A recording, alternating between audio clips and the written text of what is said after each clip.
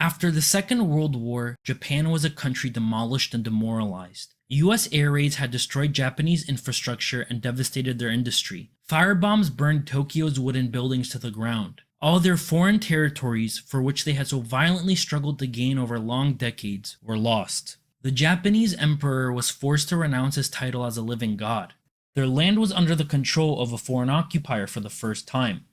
All seemed to be lost, except for the fact that God had other plans in mind. Japan was to be rebuilt by the same hands that destroyed it. The US would move to reorganize Japan's political and economic systems, using the fertility of the ashes to plant the seeds of a state that would surpass its former self. But before things could get better, they had to get a lot worse. For these reforms to bear fruit, Japan had to suffer through the consequences of fighting until the bitter end. There were the punishments specifically imposed upon them by the US. Japanese heavy industry was significantly weakened and repurposed for purely civilian purposes, with aircraft production specifically being prohibited. The conglomerates that dominated Japan's economy, among whom we find names that are still dominant today, such as Mitsubishi, Mitsui, Nissan, Toyota, Kawasaki, and Nomura, all of whom are known collectively as the Zaibatsu in Japanese, were especially targeted during the Allied occupation. An attempt was made to dissolve them and, although not wholly successful, the Zaibatsu's monopolies over various Japanese industries were partially lifted, and their restrictive business practices were opened up to competition. Although this somewhat opened up the field for new competitors to enter the fold, in the short term, this heavily damaged Japan's economy and, more directly, damaged Japanese scientific and industrial research capabilities. Politically, Japan was institutionally pacified. The Americans not only subdued the Japanese militarily, but they wanted to subdue any potential threat of a militant Japan that could reduce their influence in the region. To this end, the Japanese Constitution, which was written mainly by the US, states outright that the new Japanese state would be a pacifist one. The very first sentence of the Constitution goes, "We, the Japanese people, acting through our duly elected representatives in the National Diet, determine that we shall secure for ourselves and our posterity the fruits of peaceful cooperation with all nations and the blessing of liberty throughout this land, and resolve that never again shall we be visited with the horrors of war through the action of government, do proclaim that sovereign power resides with the people and do firmly establish this Constitution." If that wasn't clear enough, the second chapter of the Constitution, titled The Renunciation of War, says that the Japanese people forever renounce war as a sovereign right of the nation, and that land, sea, and air forces, as well as other war potential, will never be maintained. Essentially, conducting war became illegal for the Japanese government.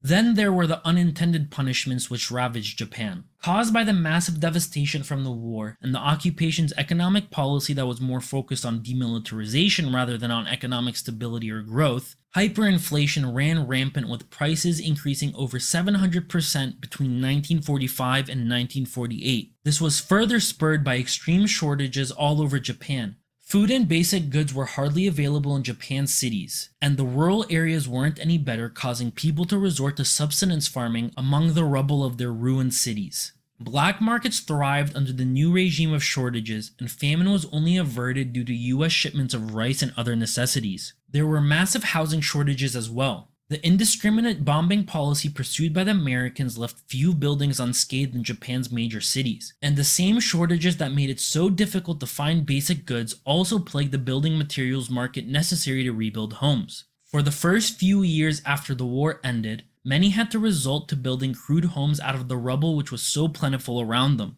To imagine that just in a few short years they would recover from their plight and soar higher than their most grandiose imaginations would have seemed like an impossibility to the people that had been so brutally humbled after being so proud of their imperial status on the global stage. These struggles, however severe they may have been, set the stage for a miraculous recovery. The policies and reforms implemented by the Americans eventually bore fruit, and wide-scale poverty quickly gave way to opportunities of growth. Although they had been at war just a few years prior, the US had no desire of looting and impoverishing the Japanese. Their goal was to rebuild Japan, not as some neutral country that would eventually become a foe again, but as an ally that would secure their interests in the region. This required many domestic-focused reforms. The three most significant being extensive land reform that distributed land to Japanese tenant farmers, the previously mentioned breakup of the Zaibatsu and further laws related to breaking up monopolies, And, most surprisingly considering the US's capitalistic fervor, the push to encourage unionization and the practices of organizing, striking, and bargaining collectively. These policies were highly consequential. They opened up the economy in ways that it had never been opened up before. Competition was allowed to grow and prosper, no longer stifled under the weight of zaibatsu monopolies. New talent was allowed to rise as merit became the defining factor in success, and labor organization made sure that Japanese corporations worked for their employees, not the other way around. On top of all of this, Japan received their own version of the Marshall Plan. US assistance, totaling to $1.9 billion by 1952, poured into the country. In today's dollars, that's the equivalent of $23.2 billion. Much of the aid was in the form of food that was used to avoid famine, but there were significant amounts of industrial material and transportation equipment that was sent, all of which played a significant role in fueling Japan's efforts at reconstruction. These reforms weren't followed through to their complete conclusion. In 1947, the reverse course took place. As the name implies, the US reversed course on many of the policies that it was implementing as their focus shifted away from democratization and more towards rebuilding and stabilizing Japan as much as possible in the face of the increasing tensions between the US and USSR, what would eventually become the Cold War. Pro-union policies gave way to a more aggressive stance towards organized labor due to their ability to disrupt the status quo in economic life, their ability to strike which would threaten economic stability, and the obvious distrust towards potentially socialist organizations within the context of rising tensions with the communist world. Union participation peaked at 55.8% in 1949 and would gradually decline from there. The pressure against the monopolies was also eased and, although wounded, they still remained as giants in the economy. This time, though, the partially dissolved zaibatsu dominated the economy under a new name, the keiretsu. The keiretsu were not as blatantly monopolistic as the zaibatsu. The Allied occupation ensured that some elements of competition would remain in the Japanese economy, and the breakup efforts of the occupation had worked to drastically change their operating structure from their zaibatsu origins, but they continued to play a major role in the economy. Thanks to the protectionist economic policies of Japan's government at the time, the keiretsu had near total security at home, giving Japanese companies an important advantage in domestic markets against foreign firms that may have wanted to enter and sell their goods. Strong control over domestic markets meant a stable economic base that could then be used to subsidize growth and expansion into foreign markets. A fact that would become increasingly relevant as the US global trade order was put into place and Japan's economic strength recovered. It would serve us well to take a deeper look at the keiretsu and the way they were structured. Keiretsu, Japanese for a system or series, refers primarily to Japan's 6 major industrial groups at the time, those being Mitsubishi, Mitsui, Sumitomo, Sanwa, Fuyo, and Daiichi Kangyo, but would also go on to include Nomura, Toyota, and Nissan as they grew to become giants in their own rights. A keiretsu was not a single centralized entity. It was not a conglomerate in the form of GE or Berkshire Hathaway with a corporate structure that divided its disparate businesses into separate units that ran in their own silos, but nonetheless lived under the same corporate house. Nor was it a group of completely separate entities that decided to collaborate in the name of business efficiency or profit. A keiretsu is somewhere in between. With a bank at its center, a keiretsu is comprised of several different member companies that operate in various, often unrelated, industries and didn't meddle in each other's day-to-day management. These member companies, using the main bank at the center, take part in cross-shareholding, where each company buys shares in the other, creating a complex chain of connecting ownership.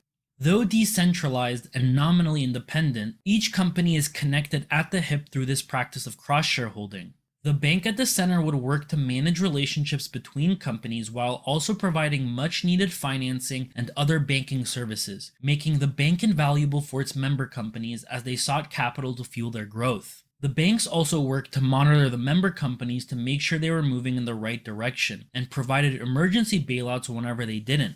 This system had many benefits for the participating companies. On top of the access to capital which wouldn't have been available anywhere else, cross-shareholding insulated each company from stock market fluctuations as the majority of shares were owned by fellow member companies, not the public. Short-term goals of profitability and growth, Goals which have the power of crashing stocks if they don't please shareholders could be ignored, and focus could instead be paid to long-term planning predicated on sustainable growth. Cross-shareholding also served to protect member companies from takeover attempts, which ensured stability within the keiretsu as well as stability for the long-term plans that management had.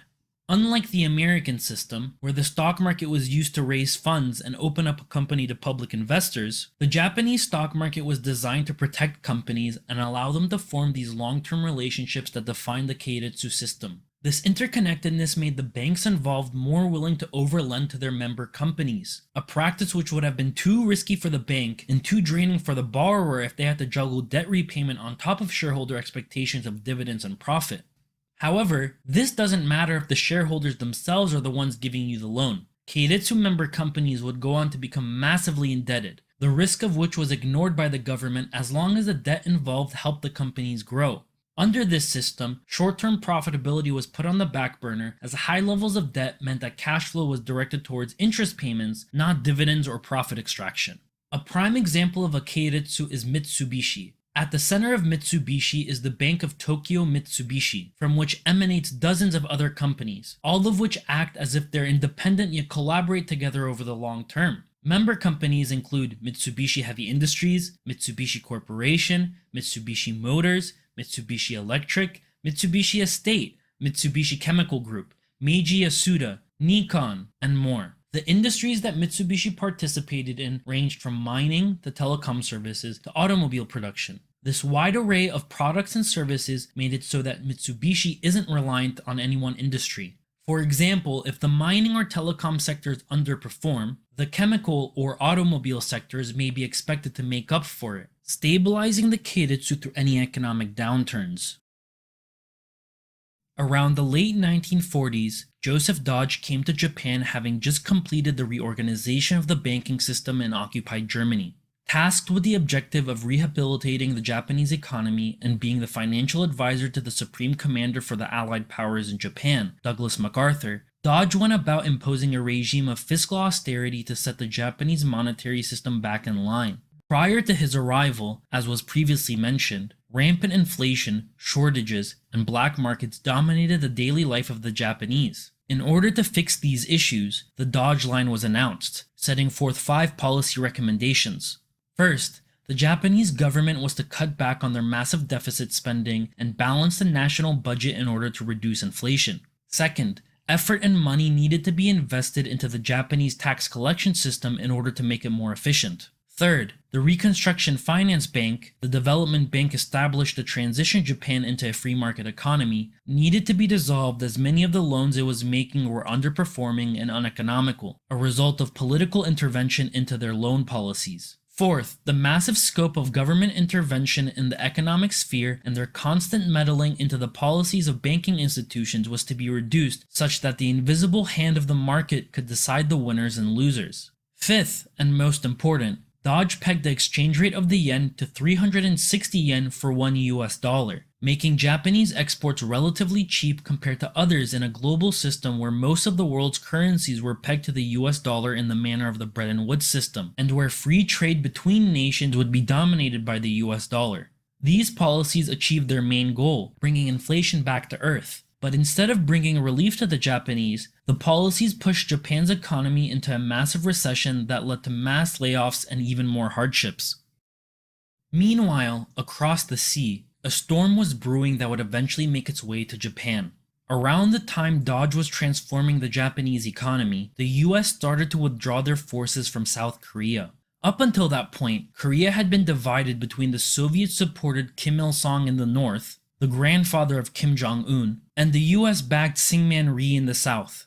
This division between the USSR and the US was originally meant to be temporary. The two sides agreed to split Korea in order to jointly oversee the removal of Japanese forces after the Second World War. But these temporary lines quickly hardened into permanent ones, as neither side really wanted to see their foothold in the Korean peninsula be given to the other. Nonetheless, the US didn't really see Korea as a major asset in their overall strategy in East Asia, so they started to withdraw their forces in the late 1940s.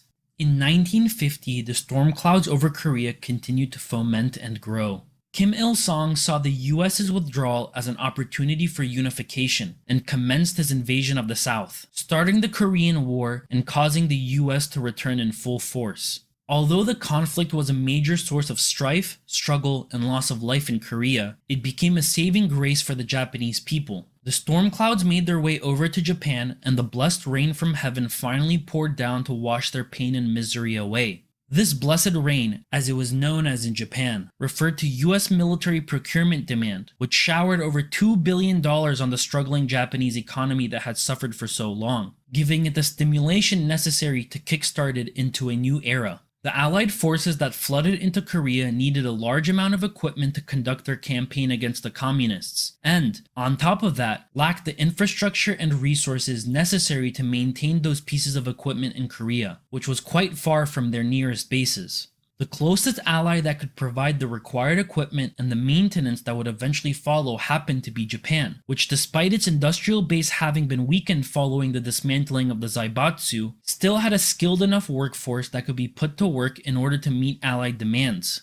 Taking the proceeds earned from supplying the Allies with war materials, Japanese businesses reinvested most of their profits back into themselves, expanding their industrial facilities and increasing output in the process. Thus, the outbreak of the Korean War became a massive turning point for Japan's economic history, bringing it back from the brink of collapse.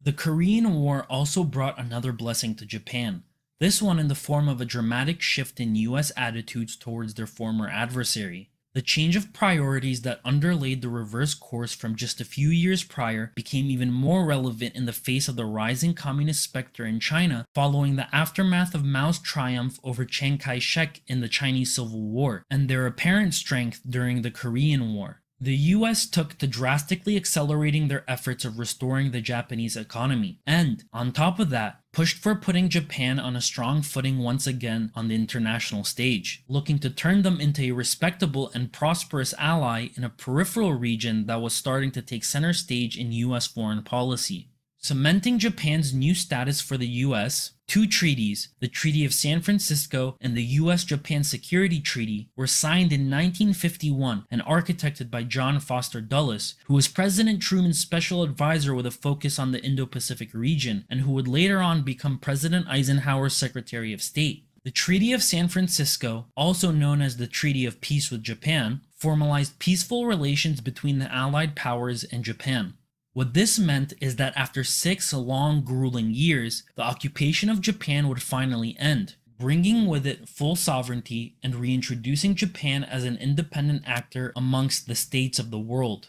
The treaty, opposed by the USSR and their allies, still made its way to being ratified as most of the rest of the world agreed to its terms, among which were the following conditions: that Japan must renounce their right to Korea, Taiwan, South Sakhalin, and many other former colonial possessions in the Pacific, that Japan would accept the judgment of the Allied war crime courts, and that they would carry out their sentences on Japanese citizens that had been convicted, that all Japanese assets in formerly colonized or occupied territories totaling to almost $500 billion today would be seized by the Allies and returned to the nations that the Japanese had invaded, that Allied prisoners of war would receive compensation for their hardships during the war, and that Japan would pay war reparations to countries that it had damaged during the war, and that the reparations could be done by individual agreements with said countries, where Japan could provide certain services and goods in the place of monetary reparations.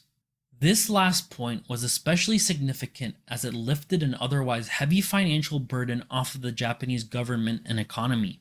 The US-Japan Security Treaty, signed on the same day as the Treaty of San Francisco, was less an agreement and more an imposition on the Japanese as a prerequisite for the end of the occupation and their re-establishment as a sovereign nation. The US was allowed to continue maintaining military bases in Japan, and it stopped any other powers from having military bases in Japan without the consent of the US. Going even further, the US was allowed to use its forces in Japan however it pleased, without any consultation from the Japanese government, and there was no legal requirement in the treaty for the US to defend Japan if Japan were to be attacked. Lastly, to put the nail in the coffin, there was no expiration date set on the treaty, nor was there anything stated in the treaty that could lead to a change in its terms. In exchange for its freedom, Japan was made into an outpost for America's imperial ambitions in East Asia, making it a home for tens of thousands of US soldiers and the permanent aircraft carrier to assert control over the region. Many of the harsher terms would eventually be renegotiated in a new treaty signed in 1960, with the US being required to defend Japan in the case of attack, that the US would consult with the Japanese before dispatching soldiers from Japan, and that the treaty would be open for abrogation after a period of 10 years. Even with these changes, it didn't change the reality that Japan would be and would long remain a key asset in the US's strategies in the region, whether that be containment against communism during the Cold War or penning in China today. Though this treaty was seen as humiliating by the Japanese public, ushering the rise of a movement that was vehemently against American military bases on Japanese soil, and that led to many protests against the government, the Security Treaty and its revisions were a great benefit to the Japanese government, since the Japanese were constitutionally barred from conducting non-defensive wars against other countries. There was no real need to invest in attack capabilities. Add to that the presence of US forces on Japanese soil that were obligated to defend Japan should it ever be attacked, meant that the Japanese had no real need for significant investment into defensive capabilities as well, since they were being provided by the US. The Japanese were able to spend considerably less on their military compared to what other states had to spend, allowing more of their budget to be allocated towards the development of their economy and social safety nets. At this point, I want to take a step back and really drill into why so much focus is being paid to the early years of Japan's redevelopment. The explosive growth that Japan witnesses up until the 1980s finds its foundation in the early post-war years. With the structural redevelopment of Japan's government, the dismantlement of the Zaibatsu's monopolistic hold over the economy, and the outbreak of the Korean War which shaped US priorities in East Asia, Japan went from being a former enemy that needed to be neutered to a vital US ally in the region that was necessary for power projection. Billions of dollars of procurement funding were injected into Japan that would trickle through the economy and provide the necessary funding to build the industrial base that would act as the foundation for supercharged growth for decades to come. With no need to spend much on their military and the reconstitution of war reparations from monetary payments to goods and services, the Japanese government and the broader Japanese economy could invest in itself domestically, accelerating their redevelopment and putting themselves in a beneficial financial position relative to the rest of the world in the context of the US guaranteed free trade order. Add in two more pieces of context that haven't really been mentioned so far, and you find yourself a country that is truly primed to propel itself to the top. First, as Japan was already an industrialized country, the first so in East Asia, their task of reconstruction was significantly easier than what other developing countries had to face, since they had to build themselves up from nothing. This gave the Japanese a massive advantage once their reconstruction was complete, as they found themselves in a system of free trade with little foreign competition other than the US, the USSR, and Europe, which was undergoing its own reconstruction. Second, due to the fact that Japan had already been a highly industrialized society prior to the Second World War, it had a rich pool of economic professionals, businessmen, skilled laborers, bureaucrats, and officials from which it could reach into and use to propel its government and businesses forward.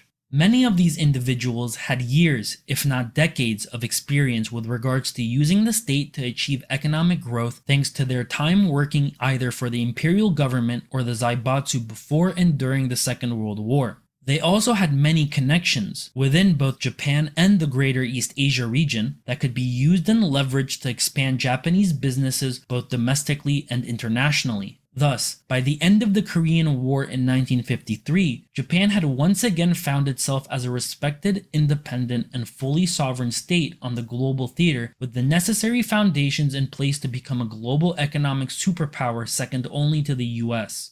This was the position they found themselves in at the eve of one of the most prosperous periods in human history. Driven by its new global ambitions, the US worked hard during the Second World War to lay the foundations for a new world order at Yalta, Bretton Woods, and many more conferences held around the world.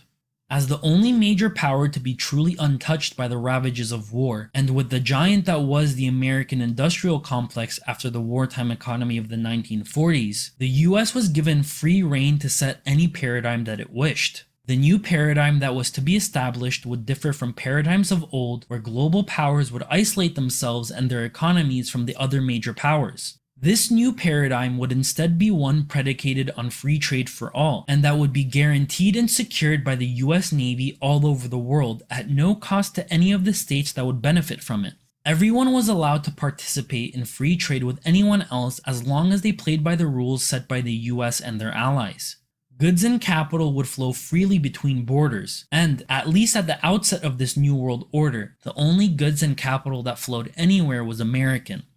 Eventually, other countries started to catch up as their industries were rebuilt. As their industrial base grew, so too did their trade with others, hooking them onto the system of free trade as their goods were able to flow freely all over the world without any need to invest into a military, secure colonies, or monopolize control over foreign markets, as these methods were necessary in the past to control and maintain access to resources and markets.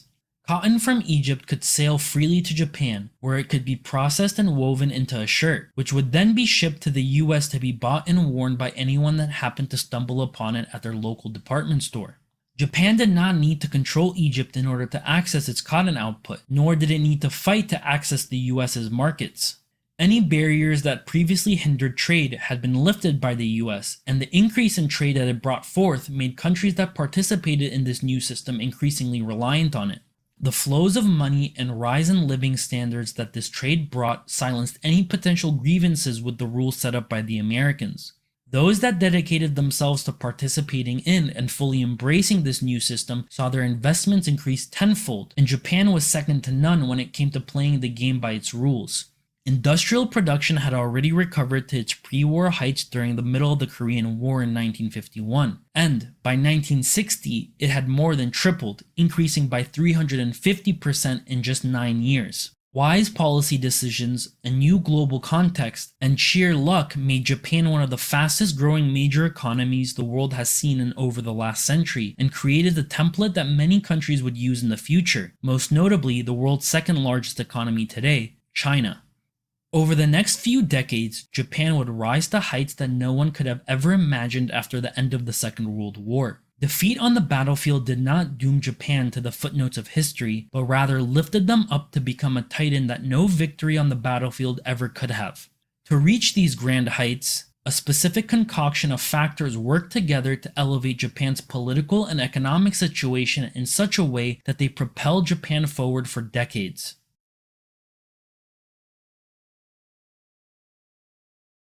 In the early 1950s, Japan's national diet was largely divided between socialists and conservatives, each side further divided into two groups that vied against each other within their ideological camps.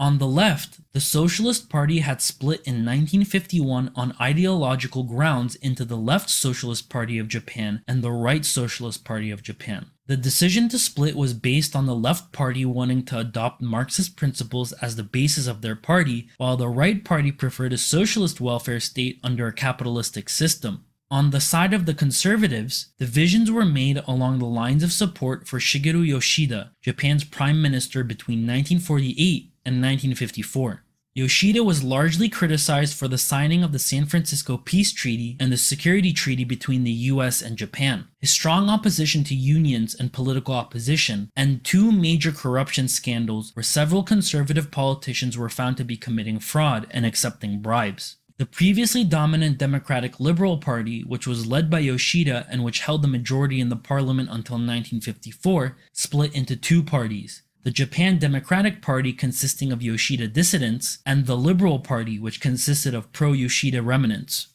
This was the situation Japan found itself in, like Humpty Dumpty, all fragmented and shattered. But unlike all the king's horses and all the king's men, the Japanese Diet put itself back together again. In 1955, sensing weakness during the breakup of the conservatives and also facing pressure from the unions, the left and right socialist parties threw away their ideological differences and reunited into the Japan Socialist Party.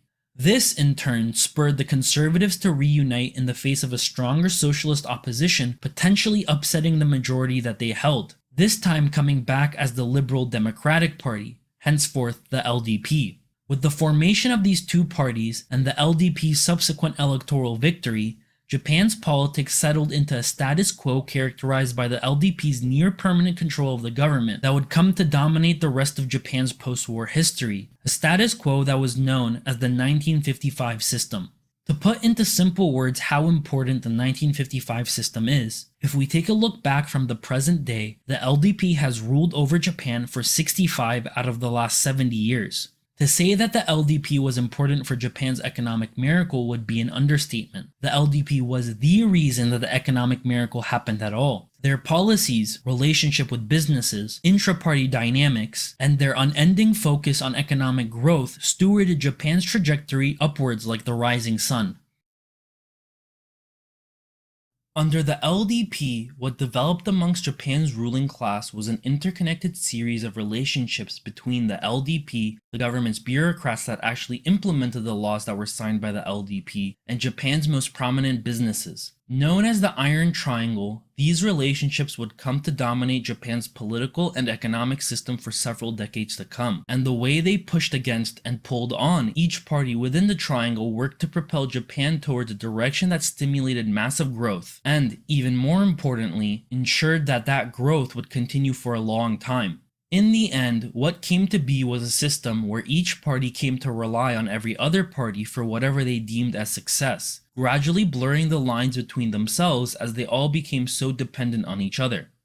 LDP politicians worked to quickly and smoothly back and enact laws and policies proposed by the state's bureaucrats, like the Ministry of International Trade and Industry, that provided the keiretsu and other Japanese businesses a stable business environment free from foreign competition and the necessary government support for expansion abroad.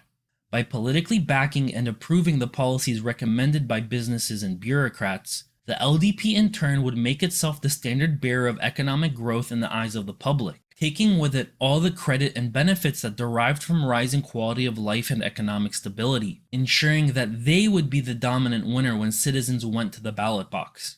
To add fuel to the fire, Japan's electoral system is based on a single non-transferable vote. In other words, it's a first-past-the-post system, where whoever receives the simple majority of votes in a district is the winner. This system, which is modeled off of the US's electoral system, leads to an unfair representation of votes in the parliament. Smaller parties that are unable to muster up a majority in a district just don't get represented, even if they receive a significant portion of the vote collectively throughout the country. For the LDP, they wouldn't have it any other way. Thanks to their connections with big businesses and the massive donations that they receive from them, the LDP is able to effectively vie for control over the vast majority of districts. On top of that, add the rules and regulations that have been set up to give incumbents an advantage over political newcomers, and it becomes nearly impossible to overcome the LDP supremacy over Japanese voters. Using the donations that they receive, LDP politicians build rapport with their constituents by going to local weddings, funerals, and even birthday parties, where they give gifts often in the form of considerable amounts of cash. Formal campaign periods are short, television and radio advertising is banned, rules about posters make them ineffective, and the mandatory TV slots for each candidate are capped at 5 minutes, all of which makes opposing the incumbent extremely difficult. With this electoral dominance, the LDP could confidently enact their policies over Japan and could make sure that it was the only political party that received credit for the massive gains made in the economy. The gears behind the scenes that made sure everything was functioning as expected were the government officials and bureaucrats that helmed and crewed the various ministries that made up the government, acting as the mediators between the politicians and businesses when it came to policy recommendation and implementation. Since it was the bureaucrats that worked with the businesses on a daily basis, they were the most in tune with what policies were necessary to guide and steer Japan's businesses towards the goal of economic growth championed by the politicians. Thus, with their knowledge, experience, and sensitivity to business needs, they would draft and recommend policies concerning the state's regulation of businesses, and the LDP would more often than not accept the recommendations and sign them into law. Simultaneously, the bureaucrats would use their power as executors of the government's policies and guide the businesses they interacted with in the ways they thought were most conducive towards achieving the government's goals. As the man in the middle, yet also the man behind the scenes, the government bureaucrats played both sides to great success. In return, the LDP gave the ministries the funding and freedom that they requested, and between the bureaucrats and businesses there developed a practice known as amakudari, literally translated to descent from heaven. Senior bureaucrats, upon retiring from the government, would descend from heaven and take up a senior position in the private sector, positions that were often promised with high salaries and provided by the very same businesses that the bureaucrat had spent their entire career regulating. However, the amakudari wasn't a certain destination for bureaucrats. The pipeline between bureaucrats and businesses became the LDP's key way of regulating their own bureaucrats in order to make sure that they acted in the party's best interests and wrote legislation that would be approved by their voters. Many bureaucrats slogged through decades of civil service and low pay with the expectation of a big payout in the private sector whenever they retired. Knowing this, the LDP would use their influence to make private sector prospects dry up for any bureaucrat that they saw as stepping out of line and working against the party's priorities, essentially making their years of investment into the civil service worthless. Thus, the bureaucrats were the most powerful party in the Iron Triangle due to their power to write and implement the government's policies, but at the same time, they were the weakest party as they were ultimately beholden to the interests of the LDP politicians and big businesses, who controlled the purse strings to the money that they worked so hard for. Japan's big businesses, the behemoths that commanded Japan's economy, would reward LDP politicians for their political support by providing significant financial support, often in the form of campaign funds, in order to help the LDP maintain their political power and to further incentivize their continued promotion of pro-business policies, which would be proposed by the bureaucrats but would be formulated alongside the businesses themselves. By amicably working with the government's bureaucrats rather than avoiding or working against them, big business could ensure that the policies that were drafted and recommended would serve their best interest. As previously mentioned, in return for their cooperation, government officials, even retired politicians, would be offered high-profile positions within private companies, where they would continue to maintain the Iron Triangle, keeping the pipeline open between the government and businesses. Is this blatantly corrupt? Yes. Did it matter since it worked? No. All parties involved were willing to overlook the dubious nature of such relationships, and though it was very clearly corrupt, it was all swept under the rug since, for some reason, the world only considers actions and relationships like these as corrupt when they're negatively impacting the country where it's occurring. When corruption happens to bring positives, not just international observers but the general population as well views it as a price of doing business. Business which they ultimately benefit from, so they try not to complain too much. Only when the cycle of corruption that was the Iron Triangle stopped leading to economic results did it become an issue. As late as the year 2000, according to Transparency International's Corruption Perceptions Index, Japan was 20th on a list of 102 countries. For a country where a corrupt institution like the Iron Triangle dominated the political economy for so long, the general public's perception of their government's efficacy was still quite favorable, and so they were willing to overlook the problems that ran rampant within their halls of power. The Iron Triangle would go on to be banned in 2007, once it had become clear to the public that it had long since stopped serving its purpose. Yet during the economic miracle, the manner in which it connected all the different parties necessary for economic growth was fundamental for the atmospheric rise that Japan would eventually pull off. Corruption should be considered morally evil whether or not its outcomes are good or bad. Any benefits that may derive from it, even if it's seemingly positive for decades on end, will always act as a double-edged sword, coming back to undo and possibly make worse any benefits that were seen. The government's approach towards the broader economy and individual companies was shaped by the dual mandate that the Japanese state and the LDP by extension had to adhere to if they sought to please its populace. Those mandates were, first, economically catching up with the West, and second, ensuring social harmony within Japan's borders. You could argue these mandates in and of themselves were nothing unique. Each independent non-Western country after the Second World War had similar goals, and each pursued these mandates in their own unique way. But what makes Japan's mandates extraordinary is the path that it developed and used to pursue them, becoming a standard bearer for East Asia and the rest of the world.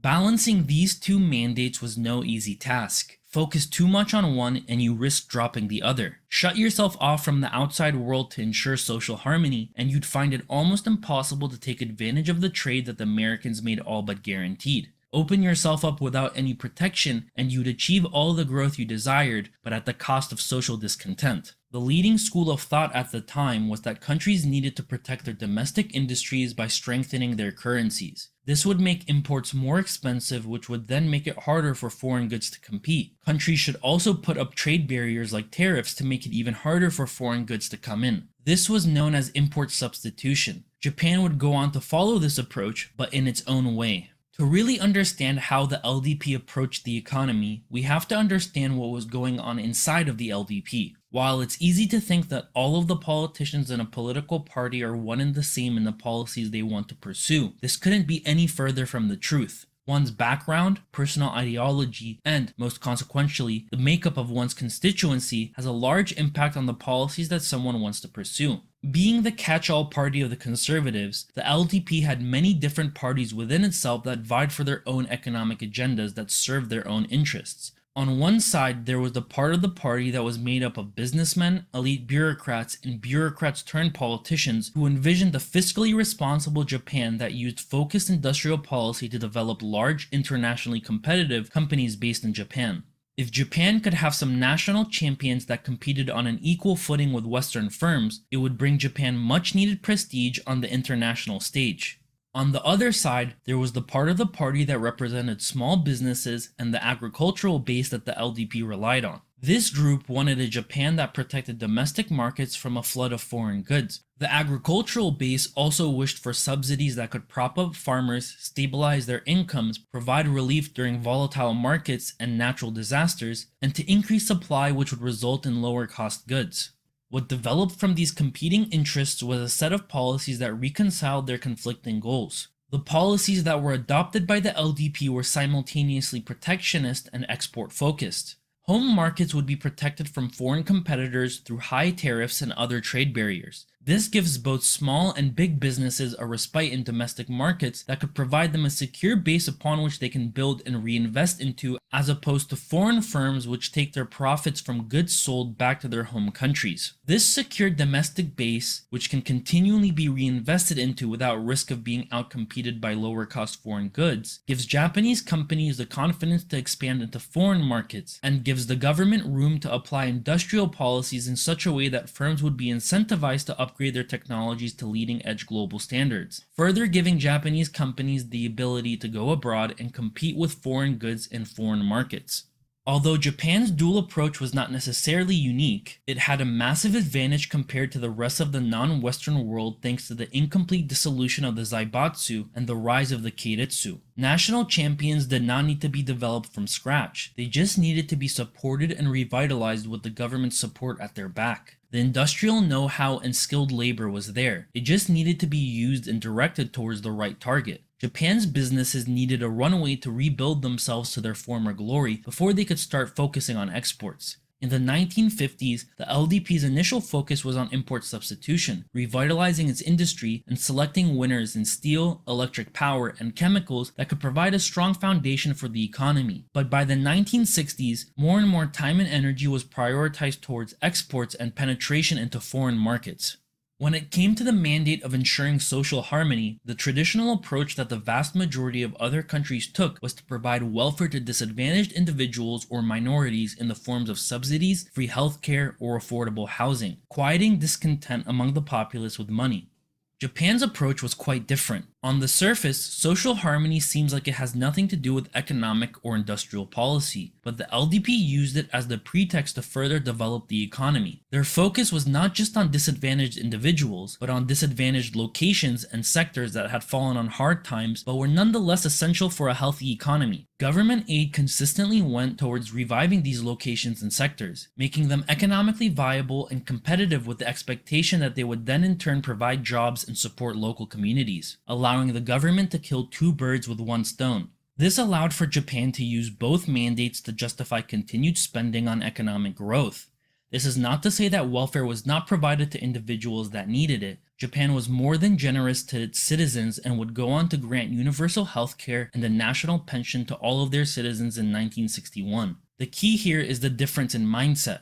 Individual citizens were not the only ones that needed welfare. Businesses and entire sectors could and should be supported at the taxpayer's expense if it led to the greater good of the society in terms of a stronger economy.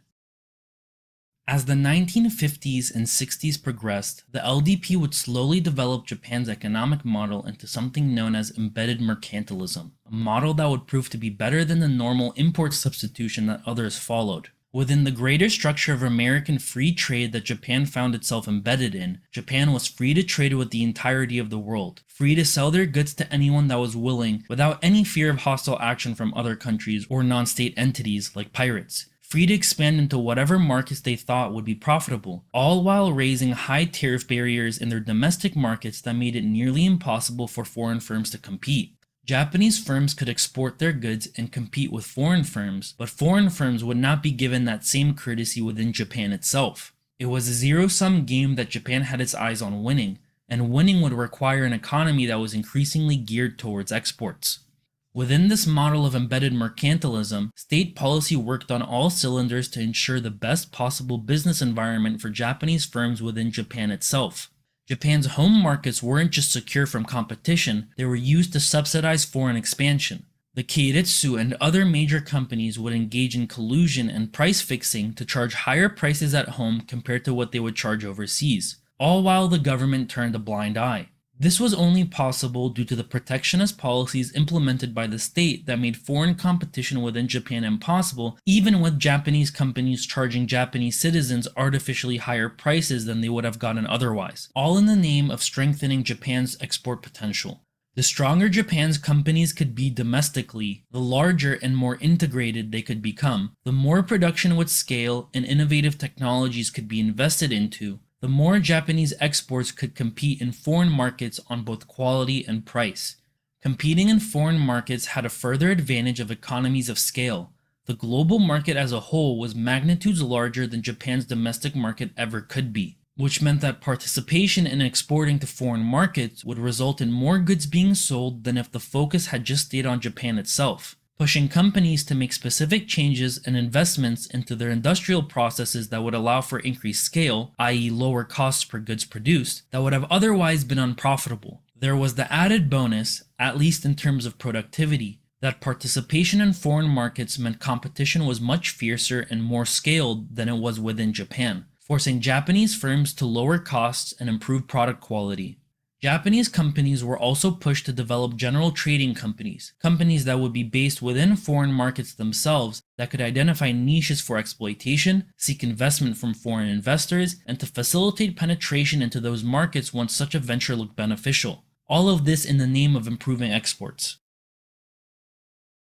During the 1950s, much of the state's policies were directed towards the fostering of domestic industries that focused on light manufacturing. Light manufacturing industries typically focus on less capital-intensive goods like textiles, appliances, and plastic that instead rely on high labor inputs, making cheap labor, which Japan had in droves, essential for the goods produced to be competitive in global markets. High capital investments, money which neither Japan's government nor businesses had, could be avoided as Japan's industrial base slowly built itself up. By taking advantage of Japan's cheap labor throughout the 1950s, Japan would go on to become a world leader in labor-intensive products as Japanese goods were extremely competitive in foreign markets. This allowed for a steady flow of currency into Japan's banks and reserves, currency that could then be directed towards more capital-intensive industries. Especially important during this phase of development was the government's expansion of the industrial bureaucracy that would go on to regulate businesses and execute the export-oriented policies that they themselves generally drafted.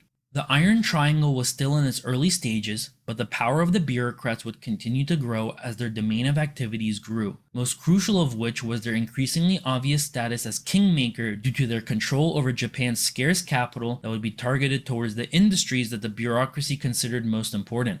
As Japan's economy continued to expand, so too did the quality of life of Japan's citizens. The struggle that many went through during the American occupation made them more than content with their bare necessities of food, clothing, and housing being met. But as economic fortunes grew, the quality of life of Japanese citizens grew as well. Humans are never content with just the bare minimums for long. It's part of our nature to want more even when we have everything that we need. Increasing quality of life meant increasing expectations for the future, increasing expectations for what was considered the bare minimum. Food, clothing, and shelter would not be enough for long, as luxury and entertainment would increasingly become a larger portion of spending. While there is nothing wrong with this in and of itself, it presented an issue for those crafting the state's industrial policy. A higher quality of life was great for Japan's citizens, but it was pushing up wages and nullifying the advantage Japan had when it came to cheap labor, making the light manufacturing industries that Japan's economy relied on prone to competition from other developing countries and foreign markets. At the forefront of all of these policies was Hayato Ikeda, considered by some scholars as the single most important individual architect of the Japanese economic miracle. Ikeda was Prime Minister of Japan and President of the LDP from 1960 to 1964, where he used his power to transform Japan into the superpower that he thought it deserved to be. Under his tenure, the ambitious income doubling plan was announced in response to the Anpo protests, the protests that shook the country after the announcement of the US-Japan Security Treaty in 1960. Through the use of tax breaks, targeted investments, increased exports, and increased industrialization, the plan looked to increase the size of the economy.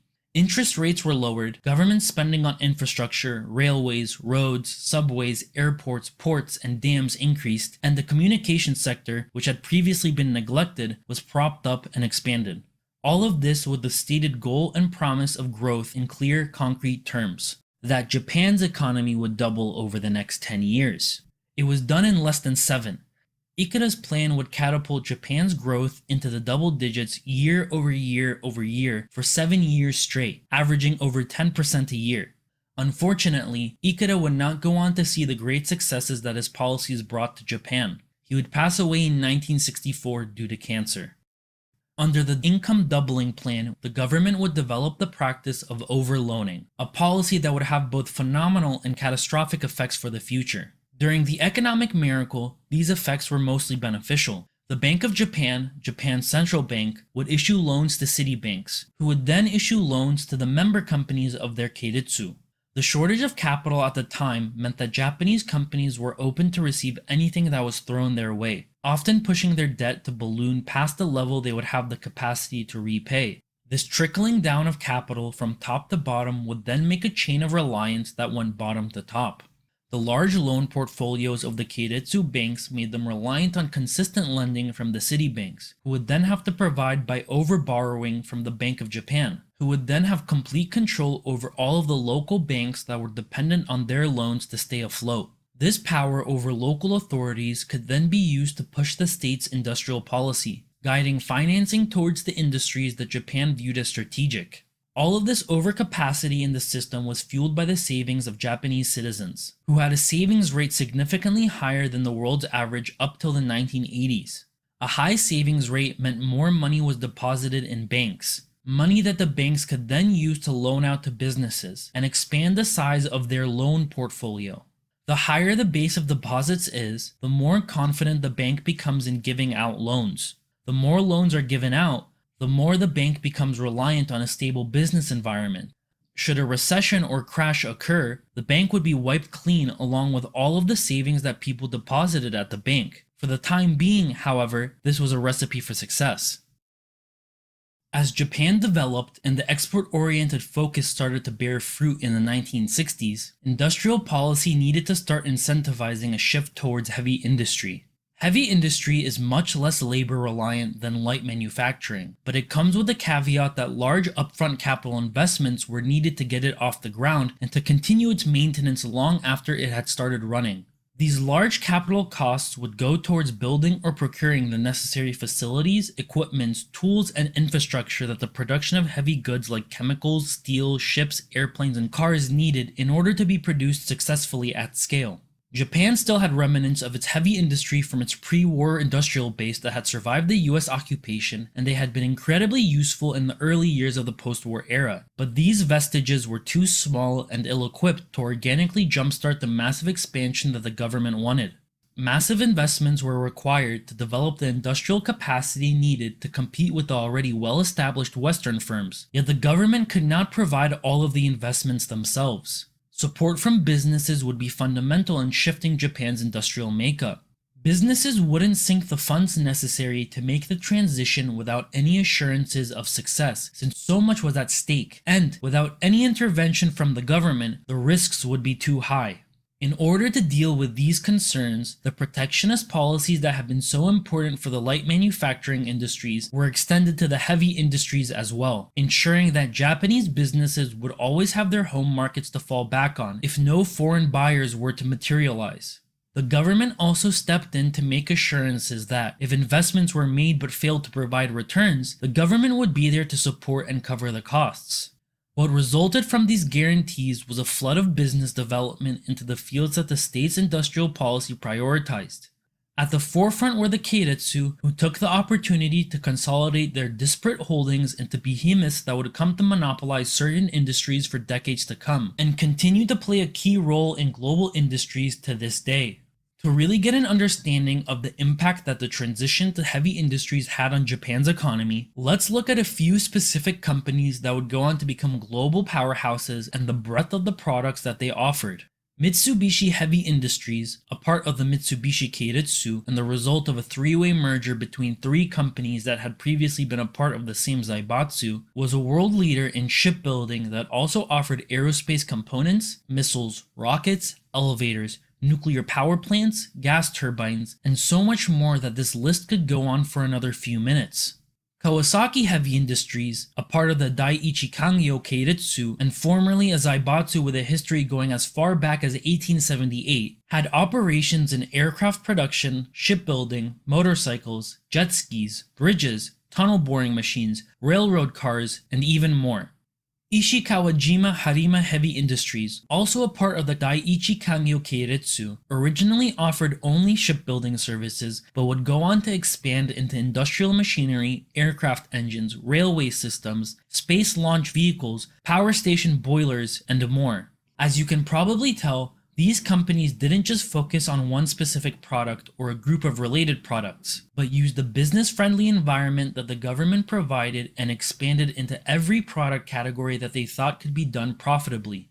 Thanks to the cutting-edge manufacturing methods of the Japanese and the incentives provided by the government, the potential opportunities laid before them was quite a lot. By 1976, Japanese companies produced 90% of the world's motorcycle exports, 70% of televisions and radios, 43% of ships, 29% of steel, 23% of watches, and 20% of automobiles. While China was transforming itself under Mao's Cultural Revolution, and long before they would go on to rival the US, it was Japan that first became the world's factory. Many of the previously mentioned industries, both light and heavy, relied on following the same path that many before had followed. Japan may have been producing steel, ships, and automobiles more efficiently than the West, but it wasn't Japan's goal to imitate other countries and slightly outperform them through better manufacturing processes. They had ambitions to become global leaders in every sense of the word, and that meant developing nascent industries that nobody else had yet done.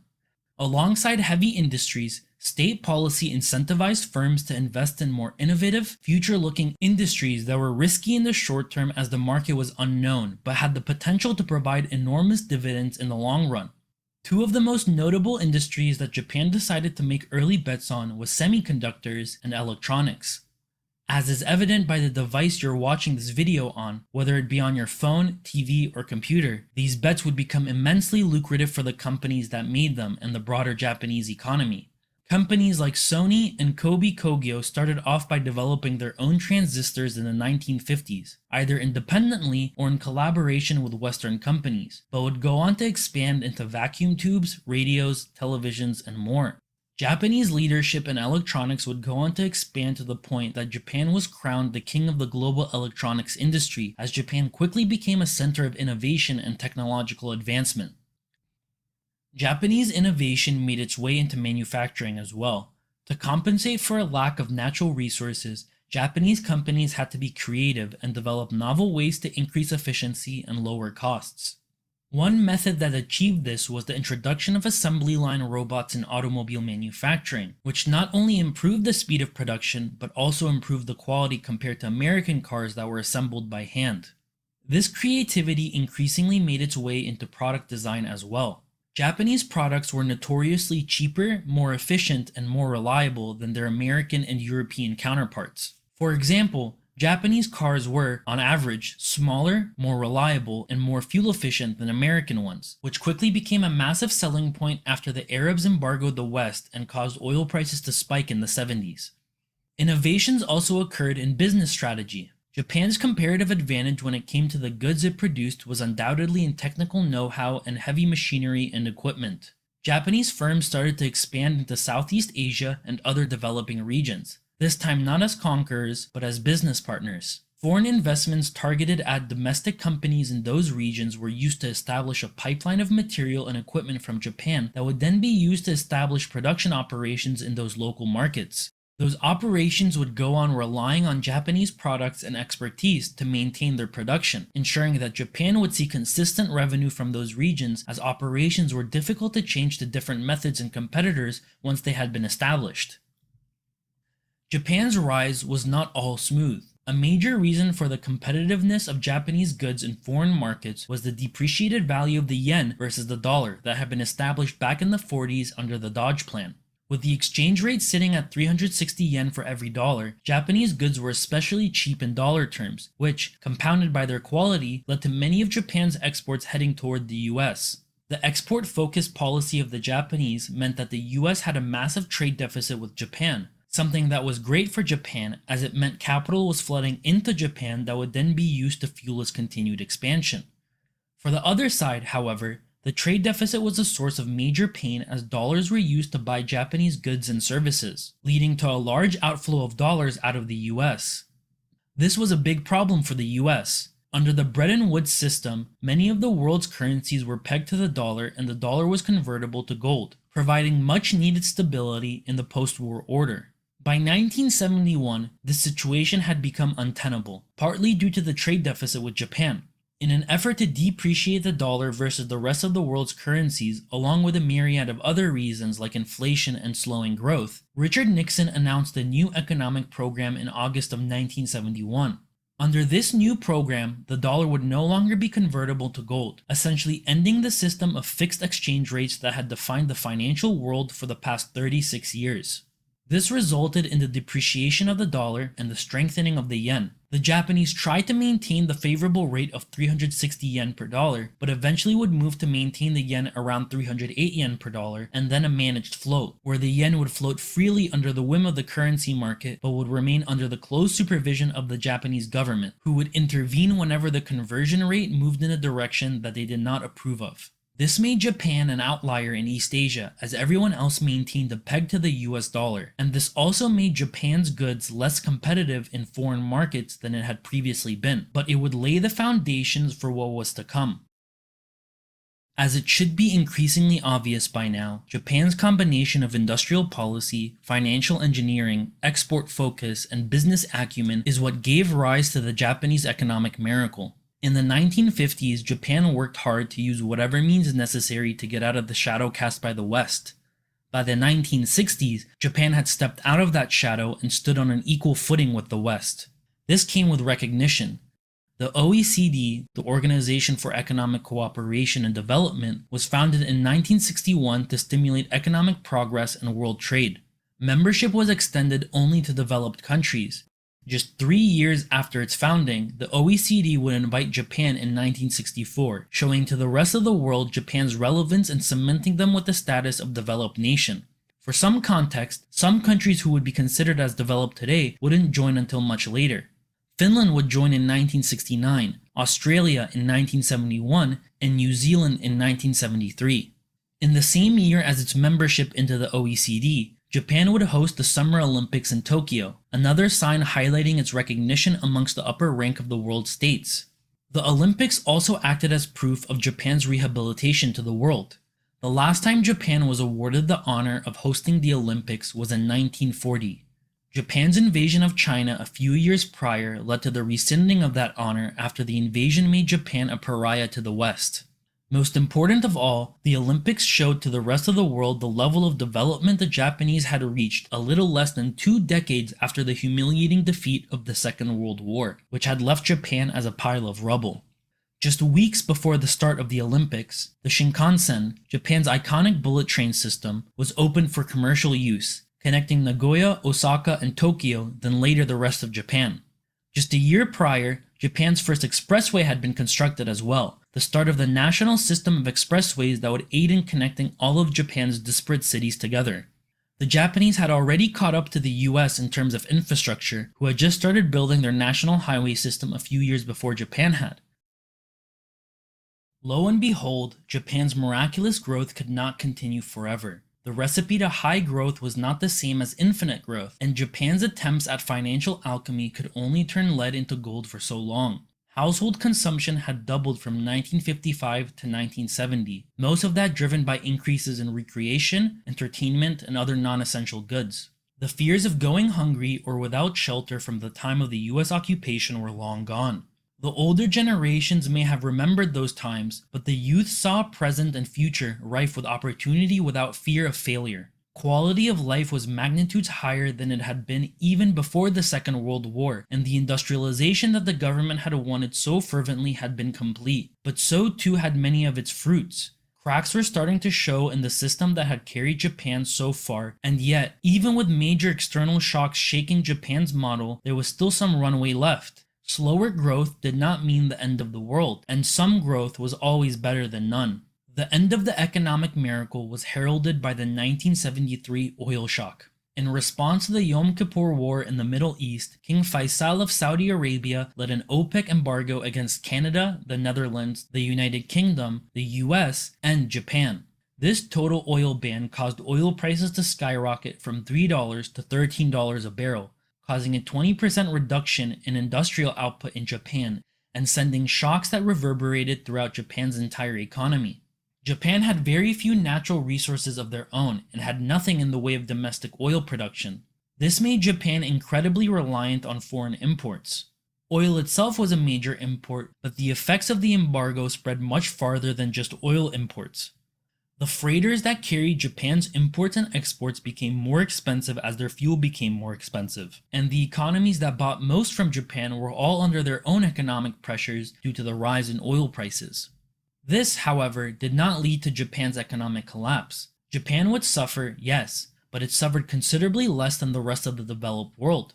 Their saving grace? Their investments into the technology sector. When others had nothing that could compensate for their industry being idled, Japan could fall back on the once risky sectors that they had cultivated when no one else would.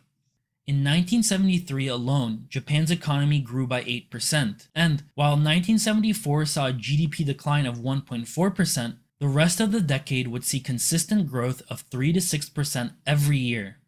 Compare this to the Western economies, who would take until 1976 to start to properly recover from the shock and its effects. The reason the economic miracle is considered dead with the first oil shock is because once the Western economies had recovered, they were achieving growth equal to Japan. Japan lost its status as a high flyer and had joined the rest of the pack when it came to economic growth.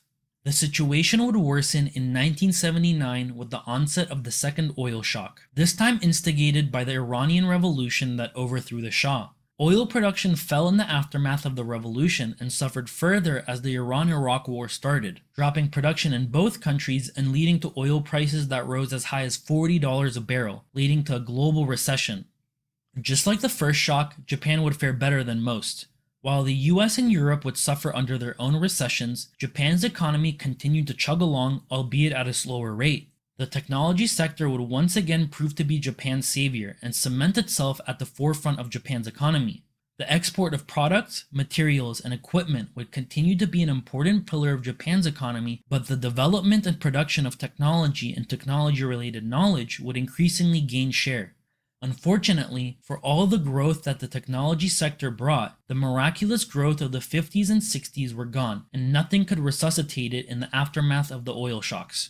All through the 70s and into the 80s, cracks were starting to show. The economic miracle was over, but the systems that had propelled it were still in place. The Iron Triangle, the obsession with exports, loose financial practices, and the interconnectedness of the keiretsu had yet to run out of steam, but they were starting to degrade. The overwhelming benefits that they had brought to Japan's economy had hidden their problems up until the 1980s, but as their potency started to wane, their weaknesses were laid bare. The Iron Triangle served well towards the purpose of establishing a close set of relations between the major actors that shaped the economy, and helped to architect the industrial policy that gave rise to a resilient economy. As the decades progressed, the cycle was one of self-reinforcement and interdependence. By the 80s, it had reached a point where it was less three parties pushing and pulling against each other towards a common goal, as it had been during the 50s, and more a system that required the actors to move in lockstep. Each party had become so reliant on the others that they were no longer able to truly act against each other whenever the need arose, as they had too much to lose. The LDP's politicians had become increasingly reliant on donations from the big businesses to maintain their power in the parliament, and stood to lose should the economy stop growing, as their popularity was predicated on consistent and stable growth. There was also the opportunity of receiving a cushy job at the end of their political career, a job that they would never be offered if they rocked the boat too much during their tenure. The bureaucrats were also increasingly reliant on the prospects of a cushy job after their decades of public service. Pushing too much against the businesses meant the chances of being offered the job they wanted would be considerably lower than if they stayed silent and appeased the ones they were expected to regulate. This would make it seem like the businesses now had all the power in the Iron Triangle, but this wasn't the case either.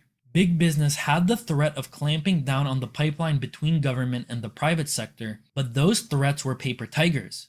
Shutting off the pipeline would mean shutting off the goodwill that existed between the government and the private sector, effectively making the businesses lose their power over policy drafting and implementation. All of this was compounded by the fact that the driving motive of the Iron Triangle, catching up with the West, had been long since achieved. Once their goal had been achieved, the driver had switched to the vague notion of growth, which could be achieved in any way.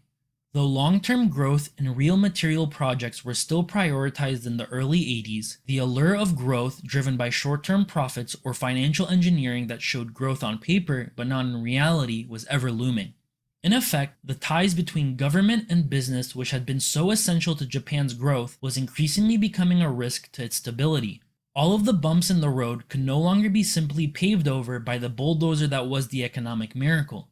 Decisions would inevitably have to be made that were no longer win-win for all parties, and sacrifices would become a necessity. But just as Japan needed these types of decisions and sacrifices most, the governing system lost the ability to make them, so rusted and corroded beyond repair that they couldn't make the necessary movements in the right direction even if they wanted to. There were other problems brewing under the surface as well. The practice of overlending greatly stimulated growth, but it was a practice that borrowed future growth for the present. The companies that took part in it, which was the vast majority, needed an environment of stable and consistent growth to service their debt. Any slowdown or sharp downturn in the economy could prove fatal, as their debt that had fueled Japan's expansion would turn into a chain that would hold Japanese firms down. This was exacerbated by the interconnected nature of the keiretsu. Should the bank at the center or any of the major members default or go under, it would start off a chain reaction that would bring the rest of the members down as well. However, credit is given where credit is due. Government policies up until the mid-1980s maintained an environment where stability reigned and were able to do so till the next wave of growth occurred, covering itself from any more potential risks for a little while longer. That next wave of growth was brought on by the third and final problem that the Japanese economy faced, a problem that was both a curse and blessing at the same time. Japan's exports had been the driving factor behind their growth and the reason for their continued resilience. It was the linchpin that industrial policy revolved around. Without such a focus on exports, there would have been no economic miracle. When viewed just from the perspective of the Japanese, the exports they shipped to the rest of the world and the wealth they brought back were undoubtedly positive. When perspective is changed from Japan to, say, the US or Europe, that rosy picture quickly disappears. Japan's exports weren't a welcome gift, but damning proof of their own inferiority when it came to manufacturing. Just like China today, Japan flooded foreign markets with their cheap goods that were often higher quality than domestic products, which led to the degradation of many domestic industries as they couldn't compete with the scale and production methods that the Japanese used. Japanese goods were so harmful to local industries that governments had to take steps to stop them before they completely decimated them. In 1981, Ronald Reagan pushed the Japanese government to impose a voluntary restraint on automobiles to the US, protecting American companies like Ford and GM from collapse. The threat was so substantial that such a policy was pursued by the Reagan administration even in the face of all of their free market and free trade rhetoric. Japanese firms were so competitive that the trade deficit with Japan had ballooned to levels that other developed countries, primarily the US, couldn't accept, especially in the aftermath of the oil shocks as they were struggling with their own efforts at recovery. The simple reality was that Japan had been so effective at supercharging their productivity and efficiency that, in the eyes of the West, they had become too competitive to the point that it was otherworldly, surpassing a level of competition that they had considered reasonable. This brought with it their ire and a desire for change. The status quo was no longer tenable, and the Japanese would have to be brought back to earth.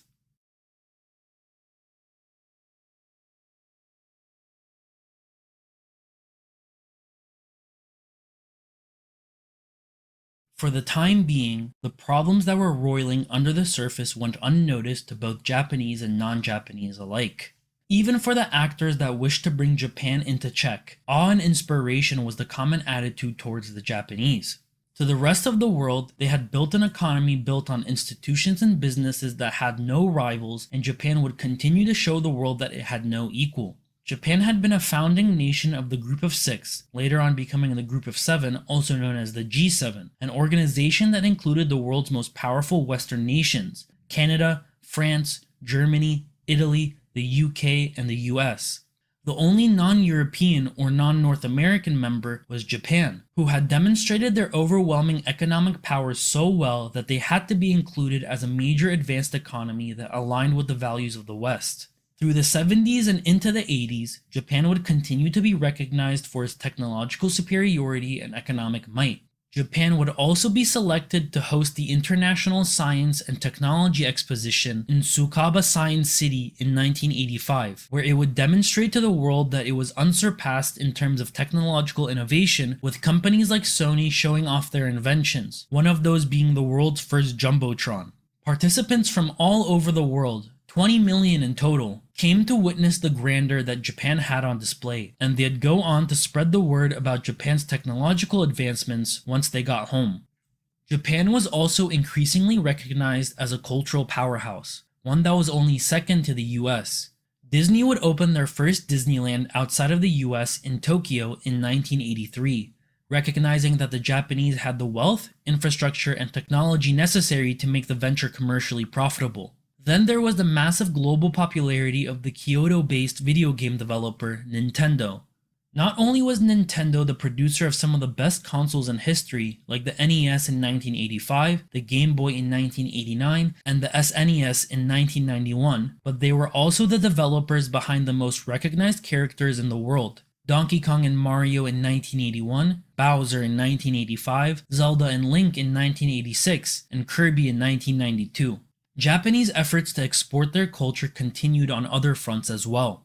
Anime was starting to garner mainstream recognition as early as the 1960s with Astro Boy, but it really started to become widespread with the release of Akira in 1988 and the rise of Studio Ghibli, who made its first film, Castle in the Sky, in 1986, and would go on to create a number of works that would define a generation. My Neighbor Totoro in 1988 and Kiki's Delivery Service in 1989 would come in quick succession and make anime a global sensation. In the realm of business, Japan's dominance made other countries envious as they tried to learn from Japan's work culture and management methodologies. Books that taught the Japanese way of running businesses, like The Art of Japanese Management and The Mind of a Strategist, became bestsellers in the US and Europe. Kaizen, a philosophy of continuous improvement, pushed Japanese firms to seek any and every method that could give even marginal increases in efficiency that would then be amplified due to the scale at which Japanese firms produced their products. Kaizen, and other similar philosophies, would go on to be imitated by businesses all over the world. Toyota's specific philosophy, which was developed in the 1950s and 60s, known as the Toyota Production System, would go on to develop into the lean manufacturing system, used by countries all over the world till the present day, with CEOs like Larry Culp at GE using it to turn around their manufacturing processes.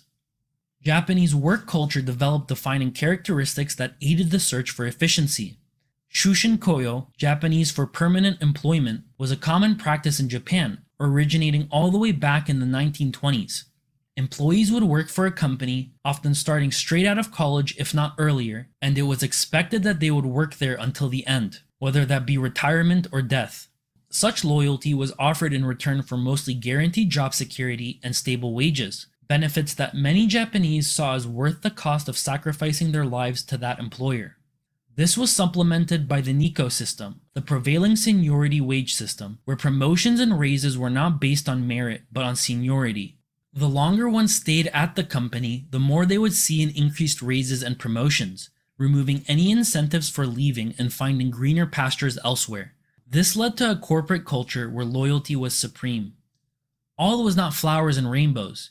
The outside world looked towards Japan and only saw excellence, but failed to acknowledge the human cost of such a picturesque corporate culture. Loyalty to companies often translated to working long hours, day after day, for months or years on end, resulting in a rise of deaths known in Japanese as karoshi, in other words, death from overwork. Many workers sacrificed their families, social lives, and futures to keep up with the high expectations that their companies exerted on them, all with their eyes towards eventual relief as they climbed the ladder of seniority. The world wanted the efficiency and excellence that Japanese work culture produced, but few, if any, had citizens like the Japanese that were willing to give their lives to their job. In many parts of the world, the mantra that would best describe life is that people work to live, meaning that work is done just to receive the income so that they can pursue the things that they really enjoy. In Japan, it was flipped. Many Japanese workers lived to work, seeing no greater purpose than serving their companies as loyally as possible. This work culture had societal consequences. Work consumed lives and left little time for a life outside of it. Who has time to maintain a relationship and a family, let alone putting yourself out there in the first place when you're working 12-hour days? What resulted was a dramatic decline in relationships and marriages, which resulted in an unrecoverable decline in the fertility rate. It is generally considered that a society should have a fertility rate of 2.1 in order to maintain the population. The number of 2.1 is to account for the replacement of the mother and the father, that being the 2, plus any premature deaths outside of what would be considered normal, hence the 0.1 added to the 2. This is known as the replacement rate. In Japan, as early as 1974, the fertility rate had fallen below the replacement rate. Every year, the number of births would continue to fall, as the number of the elderly continued to climb thanks to advancements in science and technology. This would go on to have dramatic consequences. As the population of the elderly grows, their burden on the government and society as a whole grows as well, as they disproportionately take welfare and medical attention. This is exacerbated by a shrinking tax base as the number of new workers entering the workforce falls every year, increasing the burden on each worker. While this won't have obvious effects in the near future, it would make itself apparent in the long term. During the 1980s, the world steadily moved towards a new school of economic thought, that of financial liberalization. Under the regime of financial liberalization, governments were expected to open up their financial markets, both for money coming in and going out. Citizens would be allowed to send their money overseas with large international banks that could provide investment opportunities in other countries, and foreign investors would be given the ability to use their own capital to come into domestic markets and invest in or even outright buy domestic companies. On paper, this seemed like a win-win situation for everyone involved.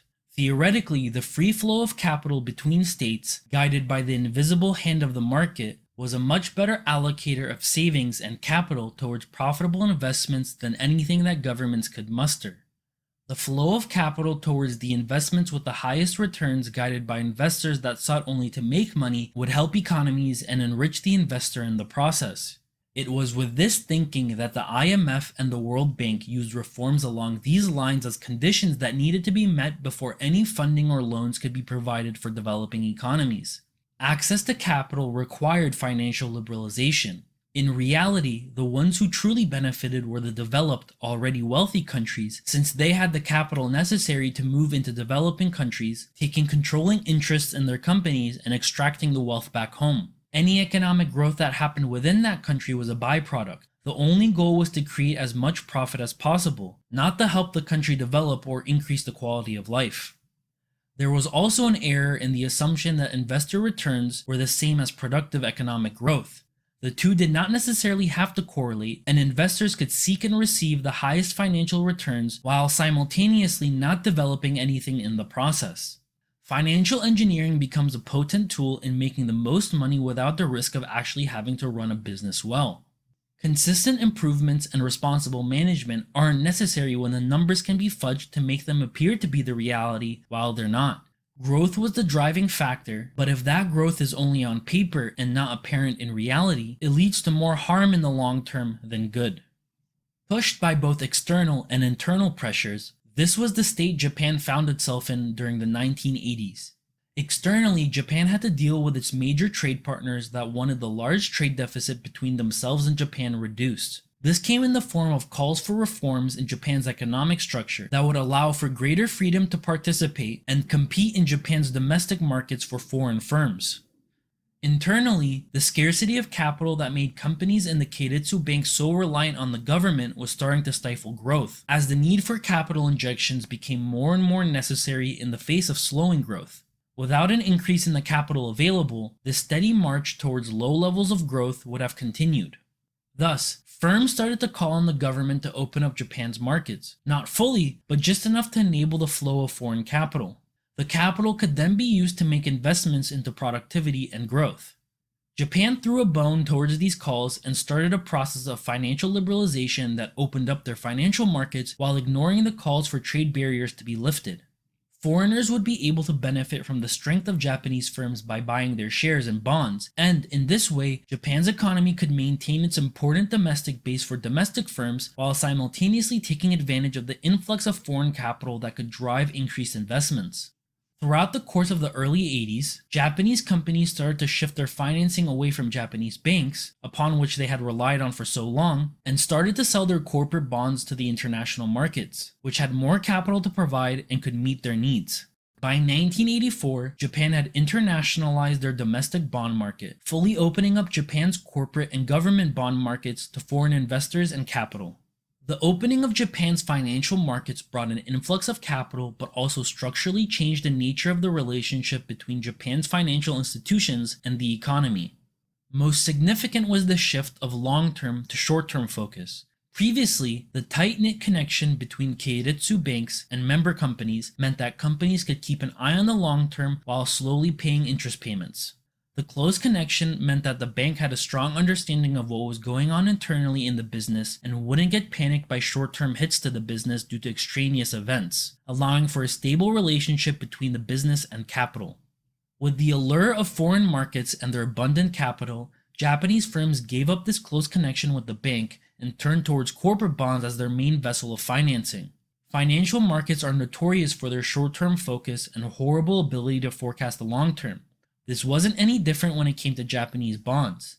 Short-term movements in profitability and revenue growth, which had no effect on the long term, suddenly became magnified under the eye of the global bond market, leading to outsized swings upwards or downwards. Bad quarters or years were a fact of business that financial markets didn't recognize. Instead, the only expectation was an upward trajectory 100% of the time, and punishment was due if this expectation wasn't met. For Japanese firms, maintaining stability with regards to growth and profitability quickly became paramount even if it was unrealistic, and financial engineering to make the numbers look strong was often necessary to cover up short-term deficiencies. If such tools weren't used, they would quickly be punished by the market and cut off from cheap capital. Then there was the pressure applied to the banks. The shift in financing meant a loss in customers for the banks. Loans were the main way the banks made their money, and companies receiving financing through bonds and other methods meant that banks lost potential profits. This pushed banks to seek business elsewhere to make up for the lost profit, which resulted in banks finding themselves in an area that they had not traditionally paid much attention to, areas like real estate financing. Banks became more open when it came to lending to real estate purchases, a large market that they saw as able to make up for the losses in the corporate market. They became increasingly willing to lend for bigger purchases with lower standards when it came to down payments, income, and collateral. That this was increasingly risky was irrelevant. The mindset of growth and recouping lost profits prevailed, and pushed banks in this direction right before the dawn of the bubble. The domestic policies of the United States in response to the stagflation of the 70s, as well as Reagan's increased spending on the military, led to a high interest rate environment in the United States, making investing into the dollar quite attractive for foreign investors. As the dollar appreciated, foreign goods became cheaper for Americans and American exports became more expensive for the rest of the world, driving a higher trade deficit that the Reagan administration saw as unacceptable as businesses and farmers pushed for protectionist policies, something the White House didn't want. Japan, being their primary trade antagonist, took the brunt of their ire. It was the Japanese who didn't let anybody compete in their domestic markets. It was the Japanese that put all of their effort into exporting at the detriment of others. It was Japan that maintained a significantly depreciated yen in the face of the dollar's appreciation. Japan was the largest contributing factor in the US's trade deficit and the largest drain on the dollar, but simply shutting them out of the US's market wouldn't work. Such a move would cast a bad light on the US and Ronald Reagan, the supposed paragon of free trade, but something needed to be done to resolve the issue of the appreciating dollar as it squeezed the US's export-focused industries and pushed the economy towards a recession. Through the early 80s, intervention against the currency of Japan and other leading trade partners was continually considered and dropped, but by 1985, the US had had enough. Summoning the representatives of France, Germany, Great Britain, and Japan, the US convened a meeting at the Plaza Hotel in New York City with the goal of balancing the value of their currencies versus the dollar in a manner that was seen as desirable by the US. The US wished to see the orderly appreciation of the non-dollar currencies and the depreciation of the dollar. In other words, the US trade deficit needed to be rectified and currency intervention would be the attempted solution. The participating countries were expected, though you may say they were demanded, to appreciate their currencies versus the dollar, making their exports more expensive and American goods cheaper. Japan and the other countries agreed in order to maintain goodwill with the US, who had the economic power to move them in the direction they wished, by force if words weren't enough. $2.7 billion worth of currencies were sold to deflate the non-US currencies in the week after the meeting, with almost half coming from the Japanese, and the yen would go on to appreciate nearly 12% against the dollar. This political solution to an economic problem would go on to be known as the Plaza Accord, and would go on to be considered a failure. While it did successfully lead to the depreciation of the dollar, the US's trade deficit would go on to worsen for another 2 years since foreign goods were so superior to their American counterparts that their increased prices did not result in a decrease of their importation into the US. The US's deficit would go on to fall with the other members of the accord, but failed to remedy the deficit between the US and Japan even after the yen's appreciation. This limited success helped the US avoid enacting protectionist policies of their own, but did nothing to curb Japan's dominance. For the Japanese, agreeing to currency intervention was a favorable outcome. The expected result was still considered negative. Appreciating the yen would ultimately be harmful for Japan's exports and its export-focused companies as they became more expensive in dollar terms and less competitive by extension, but rather than having to agree to reform their protectionist policies that protected their home markets from foreign firms, a key pillar to their continued economic strength and growth, the Japanese looked at the long term and calculated that the short-term pain of appreciating the yen would be lower than other alternative remedies to the US's trade deficit. There was also another factor, that of Japan's international standing. Japan's ascendancy had led to increasing international pressure, and agreeing to the Plaza Accord acted as a relief valve to the building tensions related to the world's chronic trade deficit with the Japanese. However, the hit of currency appreciation wasn't just taken on the cheek. New global movements were leading to changes within Japan's system, and, as would become increasingly apparent, the appreciation of the yen would end up becoming a net gain rather than a loss in the new regime that would come to dominate. History would look back on the Plaza Accord not as a balancer of trade, but the start of a new chapter in Japan's economic history, one that would bring both fortune and ruin. The financial liberalization of the 80s and the rapid appreciation of the yen versus the dollar turned the tables on the whole world. Where previously under the regime of financial liberalization, Japan was the beneficiary of foreign capital, the Plaza Accord allowed Japan to turn the flow of capital from inwards to outwards. Any negative repercussions from the accord were quickly overshadowed by all of the potential opportunities that it exposed. The flow of dollars into Japan due to their trade surplus with the world, the easy access to capital that Japanese firms had thanks to access to foreign markets, and the Japanese government's loose monetary policy gave Japanese firms massive amounts of wealth at their fingertips. Wealth that had become that much more valuable practically overnight as the yen appreciated and the dollar depreciated.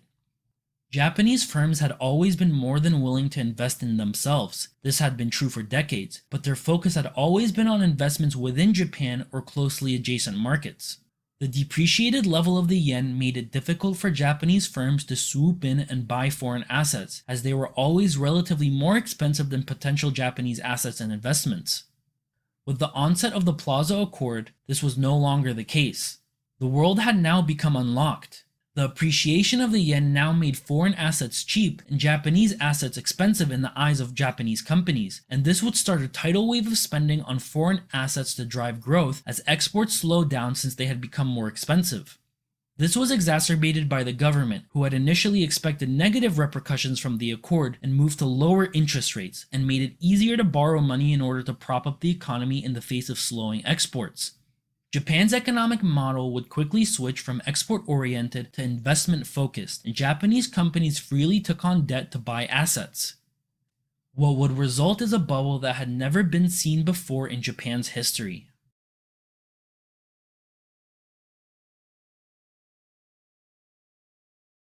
The Nikkei index is the stock market index for the 225 largest companies in the Tokyo Stock Exchange. It allows investors interested in Japan's broader economy to get a general understanding of the direction of the stock market on any given day, as it amalgamates the price movements of the 225 companies that it is meant to represent. The Plaza Accord was announced on September 22, 1985, a Sunday. When markets opened the next day, the Nikkei opened at 12,667. The initial reactions were lukewarm, and the index would fall by over 100 points as the week progressed. Traders and investors saw the hit the Plaza Accord would cause to exports, the lifeblood of the economy, and reckoned that it would cause more harm than good to Japan's economy. It would take almost 4 whole months for the market to get a real understanding of the wealth potential that had been unlocked with the appreciation of the yen. By May of 1986, the Nikkei had broken through 16,000 for the first time.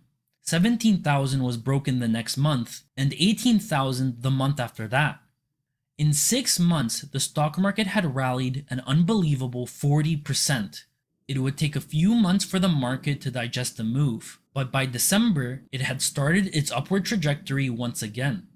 February of 1987 saw the 20,000 barrier broken, and just 4 months later, so too was the 25,000 barrier, another 25% rally.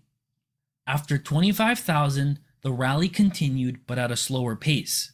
It would take another year to reach 30,000 around Christmas time in 1988. In a matter of 2 years, the stock market had more than doubled. To put that into perspective, it had taken the Nikkei about 6 years to double from 6,500 to 13,000 and 7 years before that to double from 3,000 to 6,000. The Japanese stock market had seen its value rise pretty consistently for decades, but what was taking place after the Plaza Accord was unprecedented. Aggressive speculation had become the name of the game, and investors were slowly proven to think that buying would always result in profits. The euphoria in the stock market was subdued when compared to real estate prices. Japan's land prices had already risen considerably over the course of the economic miracle, especially in the major urban areas around Tokyo, Osaka, and Kyoto. Tokyo was, far and above, the king when it came to property prices, and there were many factors that contributed to this. In 1985, Tokyo topped the list of the most populated metropolitan areas, calling itself home to over 25 million people.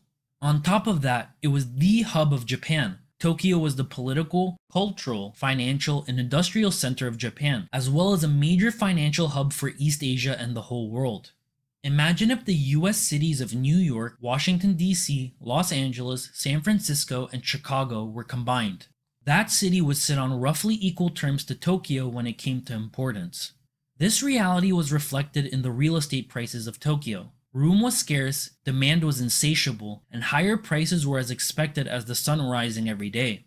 Just as the stock market started to ramp up in 1986, so too did real estate prices.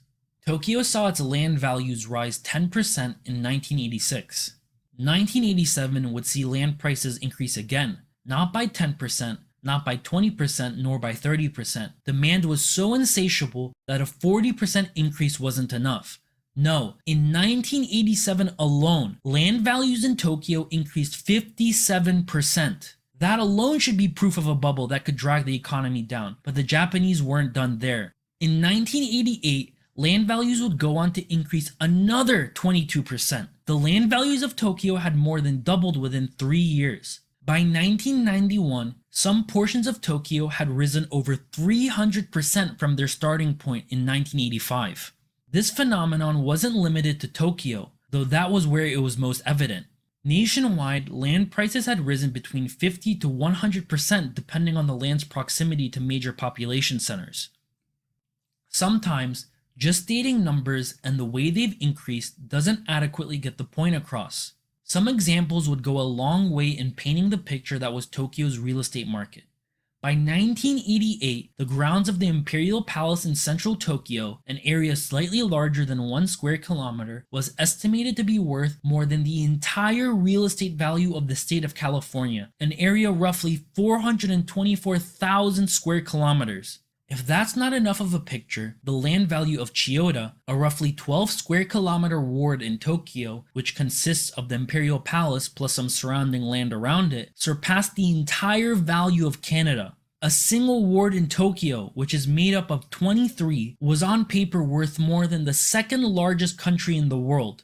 Some popular neighborhoods in Tokyo were valued at 350 times higher than similar land in downtown Manhattan.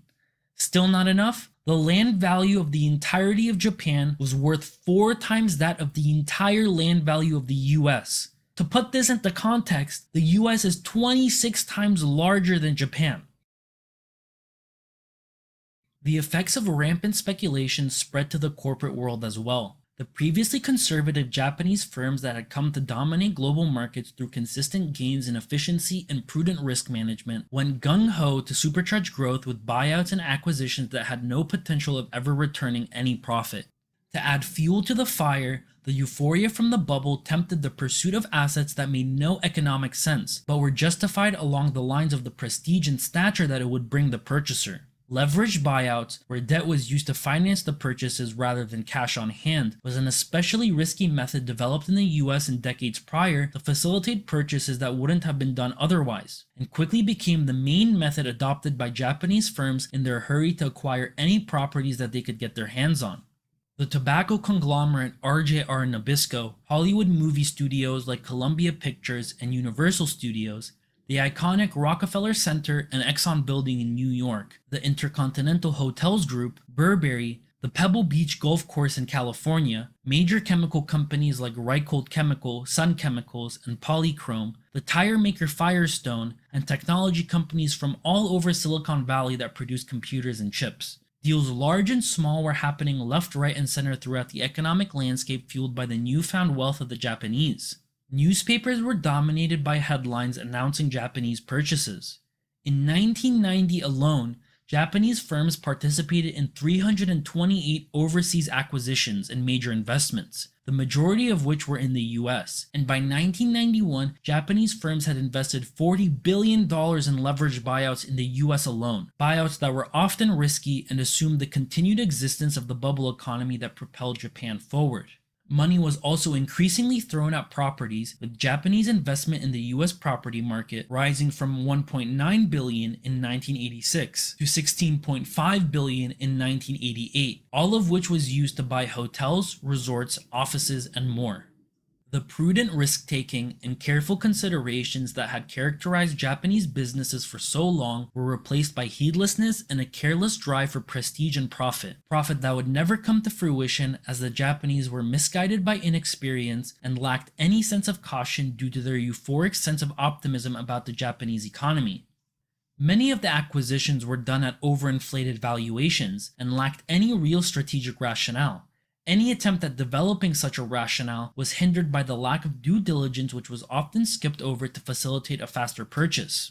Even after the purchase, new Japanese management would more often than not result in mismanagement rather than the arrival of an efficient, detail-driven management style that had brought the Japanese so far. Post-acquisition integration was a skill in its own right, and one that the Japanese sorely lacked thanks to the barriers put in place within Japan's own markets that made them difficult to pursue and complete.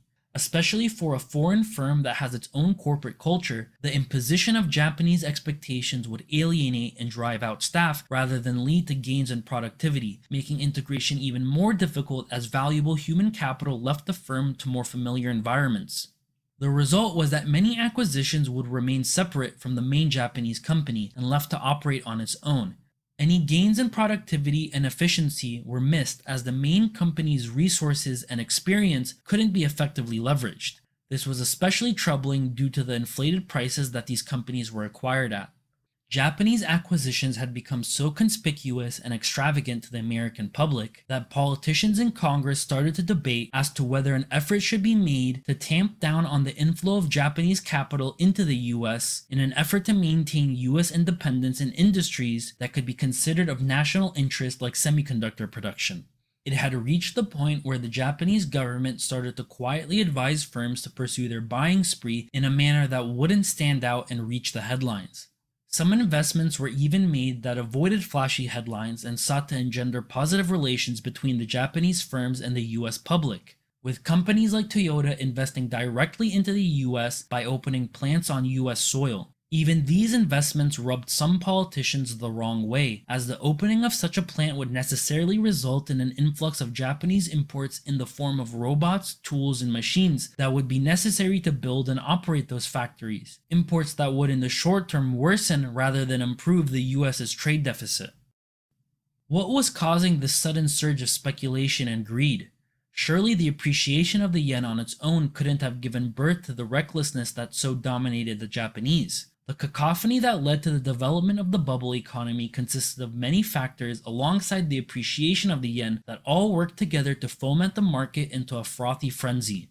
The export-based nature of the economy brought a near endless supply of foreign currencies that needed to be spent in one way or another. Government policies that liberalized financial institutions and made borrowing money easier than it otherwise would have been, and the high domestic savings rate led to a banking system flush with cash that lent out money without any consideration of risk in the search of some profit. All of these factors had been present for a while, but it was the appreciation of the yen that had truly unlocked their true economic potential, unleashing the Japanese on the rest of the world with an insatiable thirst for growth and prestige with a near unlimited fountain of capital at their back. The environment was one readily available for excessive borrowing, and the government, which should have made early efforts to tighten the economy, added fuel to the fire and refused to move even when the bubble forming in front of them had grown too large to ignore. As the bubble started to progress further into the atmosphere, it was propped up by the mindset inherited from Japan's economic miracle, that this was just a further continuation of it after a slight lull, and that Japan's current fortunes would continue to rise upwards towards the heavens like a rising sun for decades to come. Belief in this was so strong that banks and other financial institutions would provide loans for 100% of collateral value based on the assumption that real estate and stock prices would rise upwards indefinitely, essentially refusing to factor in any potential risk of prices going down when giving out loans. As individuals and businesses saw their neighbors and competitors gaining wealth at unprecedented levels, the compelling force of FOMO, the fear of missing out, pushed them towards buying stocks, real estate, and any other assets that they could get their hands on, fueling even more upward momentum in the market and convincing even more people to join the rush in the process. What was evident was that markets had quickly become decoupled from reality. All considerations of risk or sensibility had been thrown out the window. Growth at any and all cost became the mantra of the age in Japan. Productive growth, real growth that is driven by man's actual labor and results in physical goods and services that benefit those that use it, had slowed to a trickle. What replaced it was a fickle type of growth that was demonstrated in the firm's finances through the medium of accounting and financial engineering, where numbers grew on paper separate from reality. As is the case with every trend centered around making money, whether it be in the past, present, or future, whether it be tulips or railroads or silver or crypto or AI, a bubble quickly develops that is inflated by expectations rather than facts. The rapid rise of Japan's real estate and stock markets were, at some point, separated from a realistic expectation of the future and attached to a rocket that flew ever higher, fueled by the boundless optimism for the future. Japan was on top of the world, widely expected to equal and surpass the United States in just a few short years. There was nobody to stop them. The future was theirs. By December 29th, 1989, the Nikkei was inches away from breaking through to 40,000. It would take another 35 years for it to be broken in 2024. The property market would limp along for a few years longer until 1991 before suffering the same fate as the stock market. As the old adage goes, what goes up must always come down, and the end of the bubble did not appear without reason, but in reaction to the government's policies. Realizing the boom in prices was unsustainable, the Bank of Japan started to lift interest rates up to 4.25%. The goal was to slowly land the plane as they recognized that the bubble was in large part fueled by the cheap debt that Japan's banking system provided, but the move resulted in a horrific crash. Over the course of 1990, the Nikkei index dropped 50% to 20,000 from just below 40,000. This threw the entirety of Japan's economy into disarray. Billions of dollars vanished into the air as panic gripped the markets. Lending dried up as banks realized they had stretched well past the point of breaking, and corporate earnings collapsed as declining share prices had to be booked into their accounting. The practice of cross-shareholding had worked marvelously during the bubble, as it helped to boost the balance sheet of the keiretsu by increasing the value of their assets. They used this to their advantage as the supposed gains they had made were booked on their financial earnings as income, which artificially inflated their earnings and their financial strength by extension, which would further exacerbate the rise of their own share prices as speculators saw this financial strength as real strength rather than the paper tiger that it was. It's estimated that nearly 50% of corporate earnings during the bubble were derived from financial engineering related to booked speculative profit as income. This made it easier for companies to get access to loans due to their illusion of strength and helped push the bubble and corporate extravagance higher and higher. But as things started to falter in 1989, it quickly supercharged the decline that started to take place. The same stocks that had worked to lift corporate balance sheets and income brought them down as well, and demonstrated to speculators and investors that the emperor had no clothes. Lower earnings related to booking losses related to stocks would hit the company's own stock price, hurting other companies that owned their stock, further pulling down their earnings and stock price. On and on the cycle went. As the world collapsed around them, the Bank of Japan decided to stick with their position of raising interest rates and keeping monetary conditions tight until 1991, when property prices started to tank as well, dropping over 15% from its peak in major cities. Property prices did not drop as dramatically as stock prices, but their effect was significantly more important as it made an exceptionally large number of loans non-performing, as the majority of Japanese loans or their corresponding collateral were tied to real estate. The Bank of Japan would start to cut the interest rate in 1991, but it was too late. The blow had already been dealt. Japan's corporations and financial institutions had suffered a blow that would take them decades to recover from, and the Bank of Japan could not soften the impact. The popping of the bubble was inevitable, as is the case with all bubbles, but the manner in which it had so violently deflated in Japan made Japan suffer far into the future, resulting in what is now known today as the lost decades.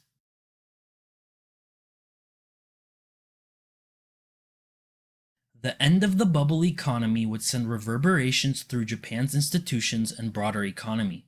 The Iron Triangle, the competitiveness of the keiretsu, and the government policies that fueled Japan's growth all unraveled as their usefulness had vanished and transformed into a roadblock for Japan to progress. The next 30 years of economic growth and technological advancement that the Japanese had predicted for themselves was lost to the wind, unrealized due to their hubris and arrogance. History is full of countries and empires that thought themselves untouchable and invincible, yet time and time again their fate is that of obsolescence and irrelevance.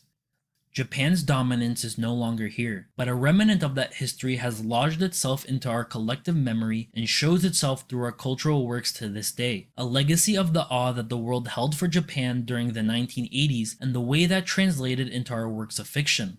Look at the 2020 release of Cyberpunk 2077, which came out almost 30 years after the popping of the bubble. The major corporations and factions that dominate the setting and skyline are from where? Japan.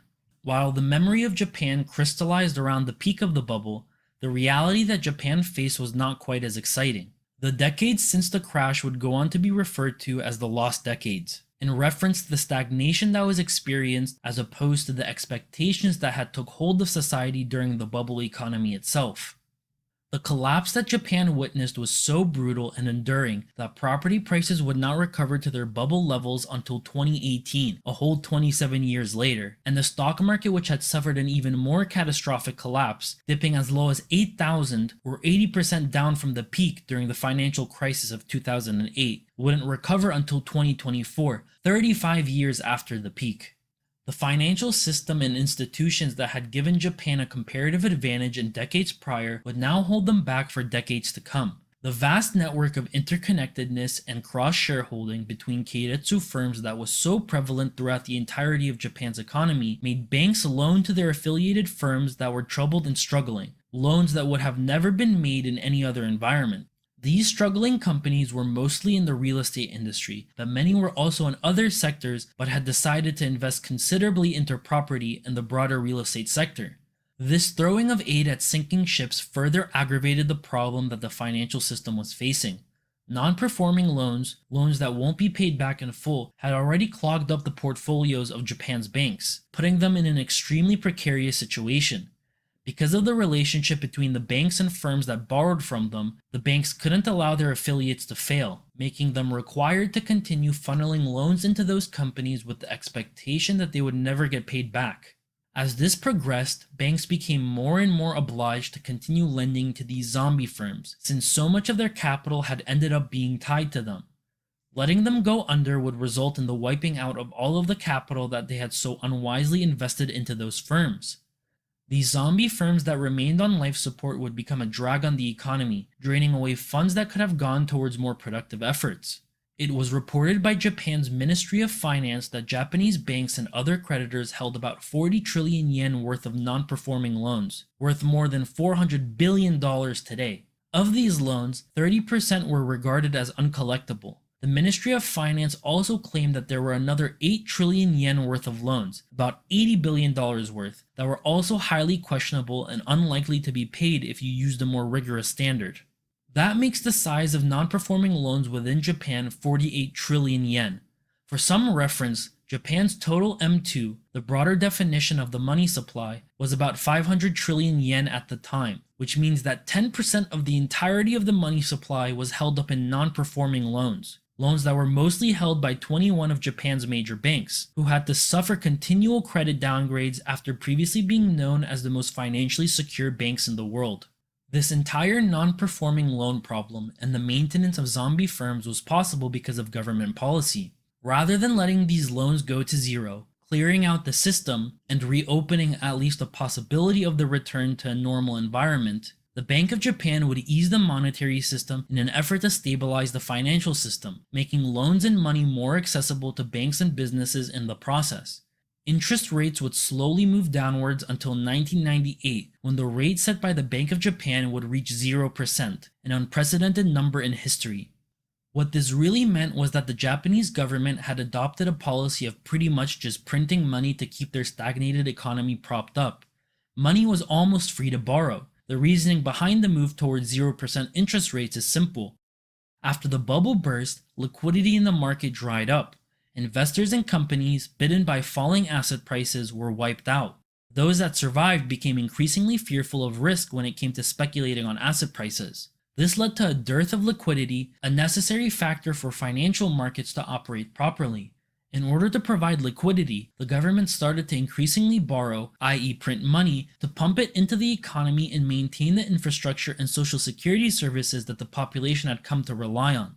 The money allocated towards supporting financial markets would then be used to purchase stocks and bonds, inflating the balance sheet of the Bank of Japan and increasing the monetary base in the process. Prior to the bubble, Japan's debt to GDP stood at around 90%, a relatively healthy level.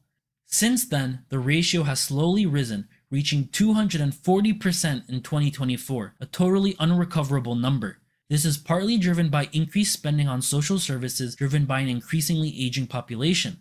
Japan's fertility rate has fallen as low as 1.15 in 2024, well below the replacement rate of about 2.1 children per woman.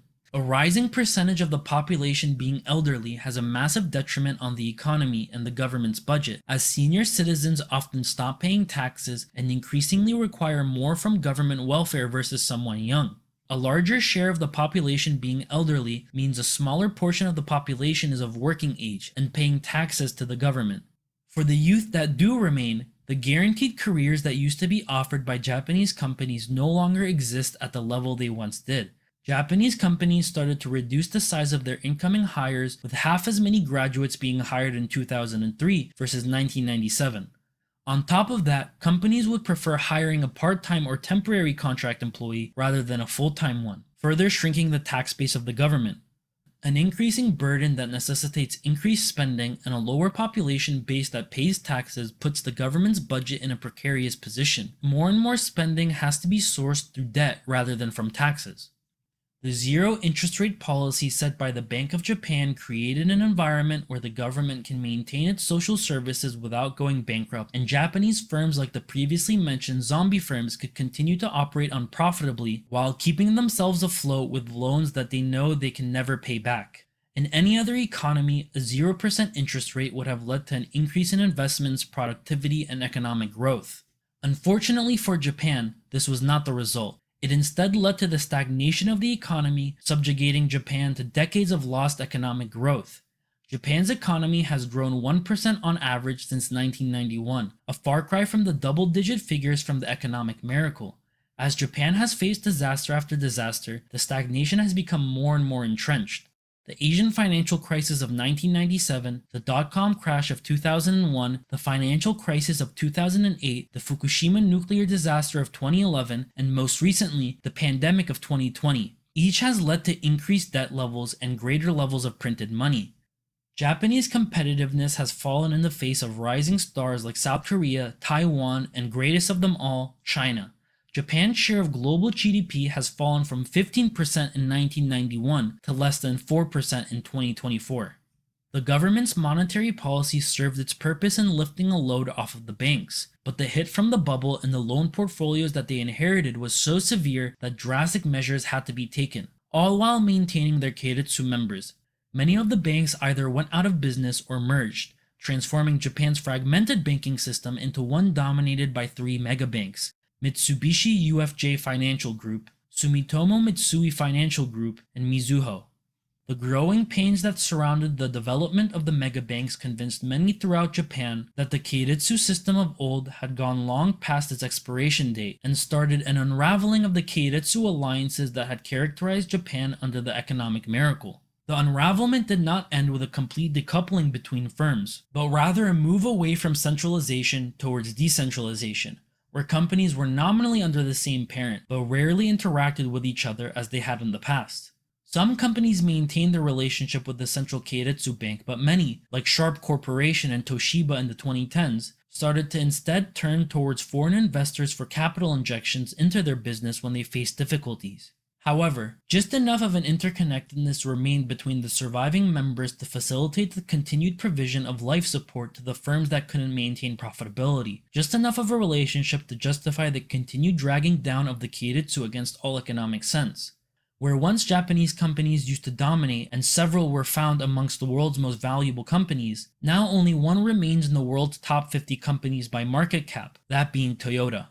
The crash was just as catastrophic politically as it was economically. The layers of corruption that had been built on top of the government and its relationship with the corporate world were no longer deemed acceptable by the broader population, and the Iron Triangle started to degrade during the lost decades. During the 90s, the bureaucrats proposed various policies to recapitalize, basically bail out, Japan's banks in order to revitalize the economy. Instead of passing these policy proposals, the LDP struck them down largely due to how unfavorably these policies were viewed by the public. Injecting public money into banks that had speculated massively into risky ventures and failed would have destroyed the LDP's public opinion and destroyed their electoral base, which they relied upon for their continued dominance. The bureaucrats' inability to push through policies for businesses and the politicians' inability to support those policies due to public opinion strained the relationship between them and businesses as well, who saw a decreasing need to maintain their part of the Iron Triangle. The specter of corruption was an important issue for the public. The close relationships between politicians, civil servants, and businesses was increasingly put under a magnifying glass and blamed for the issues that Japan was facing. As pressure mounted, efforts were made to reform the Iron Triangle, both formally and informally, until it reached the point that the system of relationships was legally declared illegal in 2007. Government officials and politicians could no longer rely on golden parachutes from businesses after their careers were over, further fraying the benefits that businesses could provide to them in return for their political support. As is often the case, however, making something illegal does not mean that its practice will end. As recently as 2017, a massive scandal occurred where the Ministry of Education moved to secure a position for one of their retiring senior staff members at Waseda University, prompting an investigation that found at least 27 other examples within the ministry. This caused massive public outrage at the continued practice of an illegal system and was, most likely, its dying gasp in response to the massive changes in Japan's structure since the bubble burst. Even till the present day, Japan continues to juggle the problems that it has inherited from the bubble economy, and the lessons of the bubble have spread far beyond Japan's borders. Governments globally have taken to policies that Japan developed to protect and restart their economies in the face of economic disasters, as was the case after 2008 and the economic shutdowns of 2020. Where once 0% interest rates were an anomaly that could only be found in Japan, it has now become prevalent all over Europe and in the US, for better or for worse. Within Japan itself, many of the phenomenon that the Japanese face today, like shareholder activism taking a hold of Japan's public companies, the electoral collapse of the LDP, who has lost their majority in parliament after decades, rising inflation and interest rates in the face of the government's attempts at keeping them down, and more, all trace their origins back to the bubble and the government's reaction to it. While in some aspects things have gotten better, in many others they haven't. All I know is that Japan is no stranger to ups and downs, just like the sun, which rises and sets every day. If someone has told you the sun has set and it will never come back, you would call that person foolish. And so, just like with the Japanese, it would be foolish to think that they will never rise up again to take back their mantle as a superpower that all of the world looks at with awe.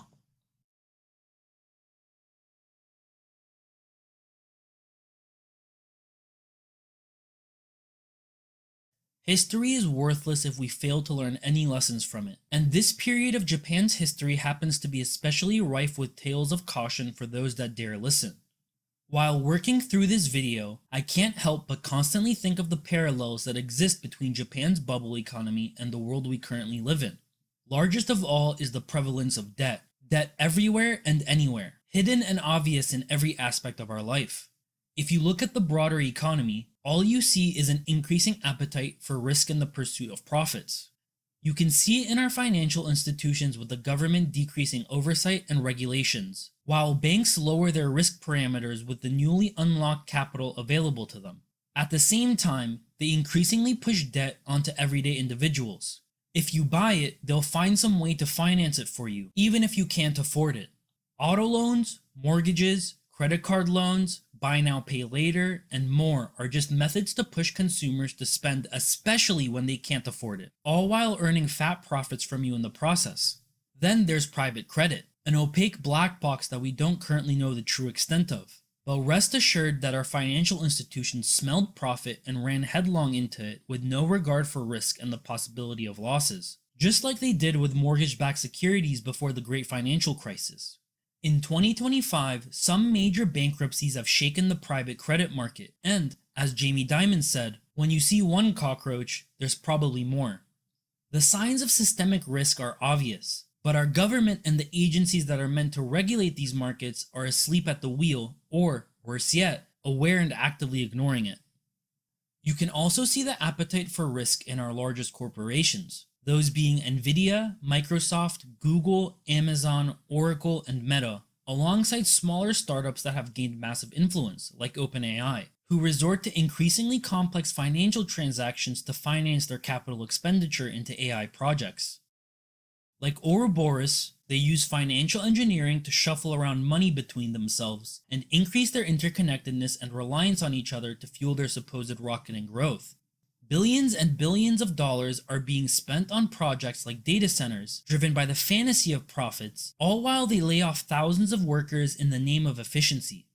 There are several more parallels between the current state of the world and Japan. You only need to look at the blatant corruption prevalent in our halls of power, or the constantly declining fertility rate, or the use of financial engineering where possible to maintain the illusion of growth in the face of a slowing economy. If Japan is any guide, the next few decades ahead of us will be especially rough if we continue along this track. There is still the opportunity of redemption if our major corporations and government starts to make wise choices and necessary sacrifices. But suffice it to say, the chances that that happens is incredibly slim. I wish I could end the video on a high note, but the history of Japan shows me that the future is bleak. If we were to learn lessons from it, we could avoid these problems, but we won't. We never do. The same people that have caused so much harm in the past are the same people still making decisions today with hundreds of millions, if not billions of dollars at their command. Our inability to punish them for their past mistakes, or to at least remove them from their positions of power, has given them the opportunity to forego learning from their mistakes, ensuring that they'll make them again in the future as they are doing today. Unfortunately, the die has already been cast. All we can do now is watch and see where it lands.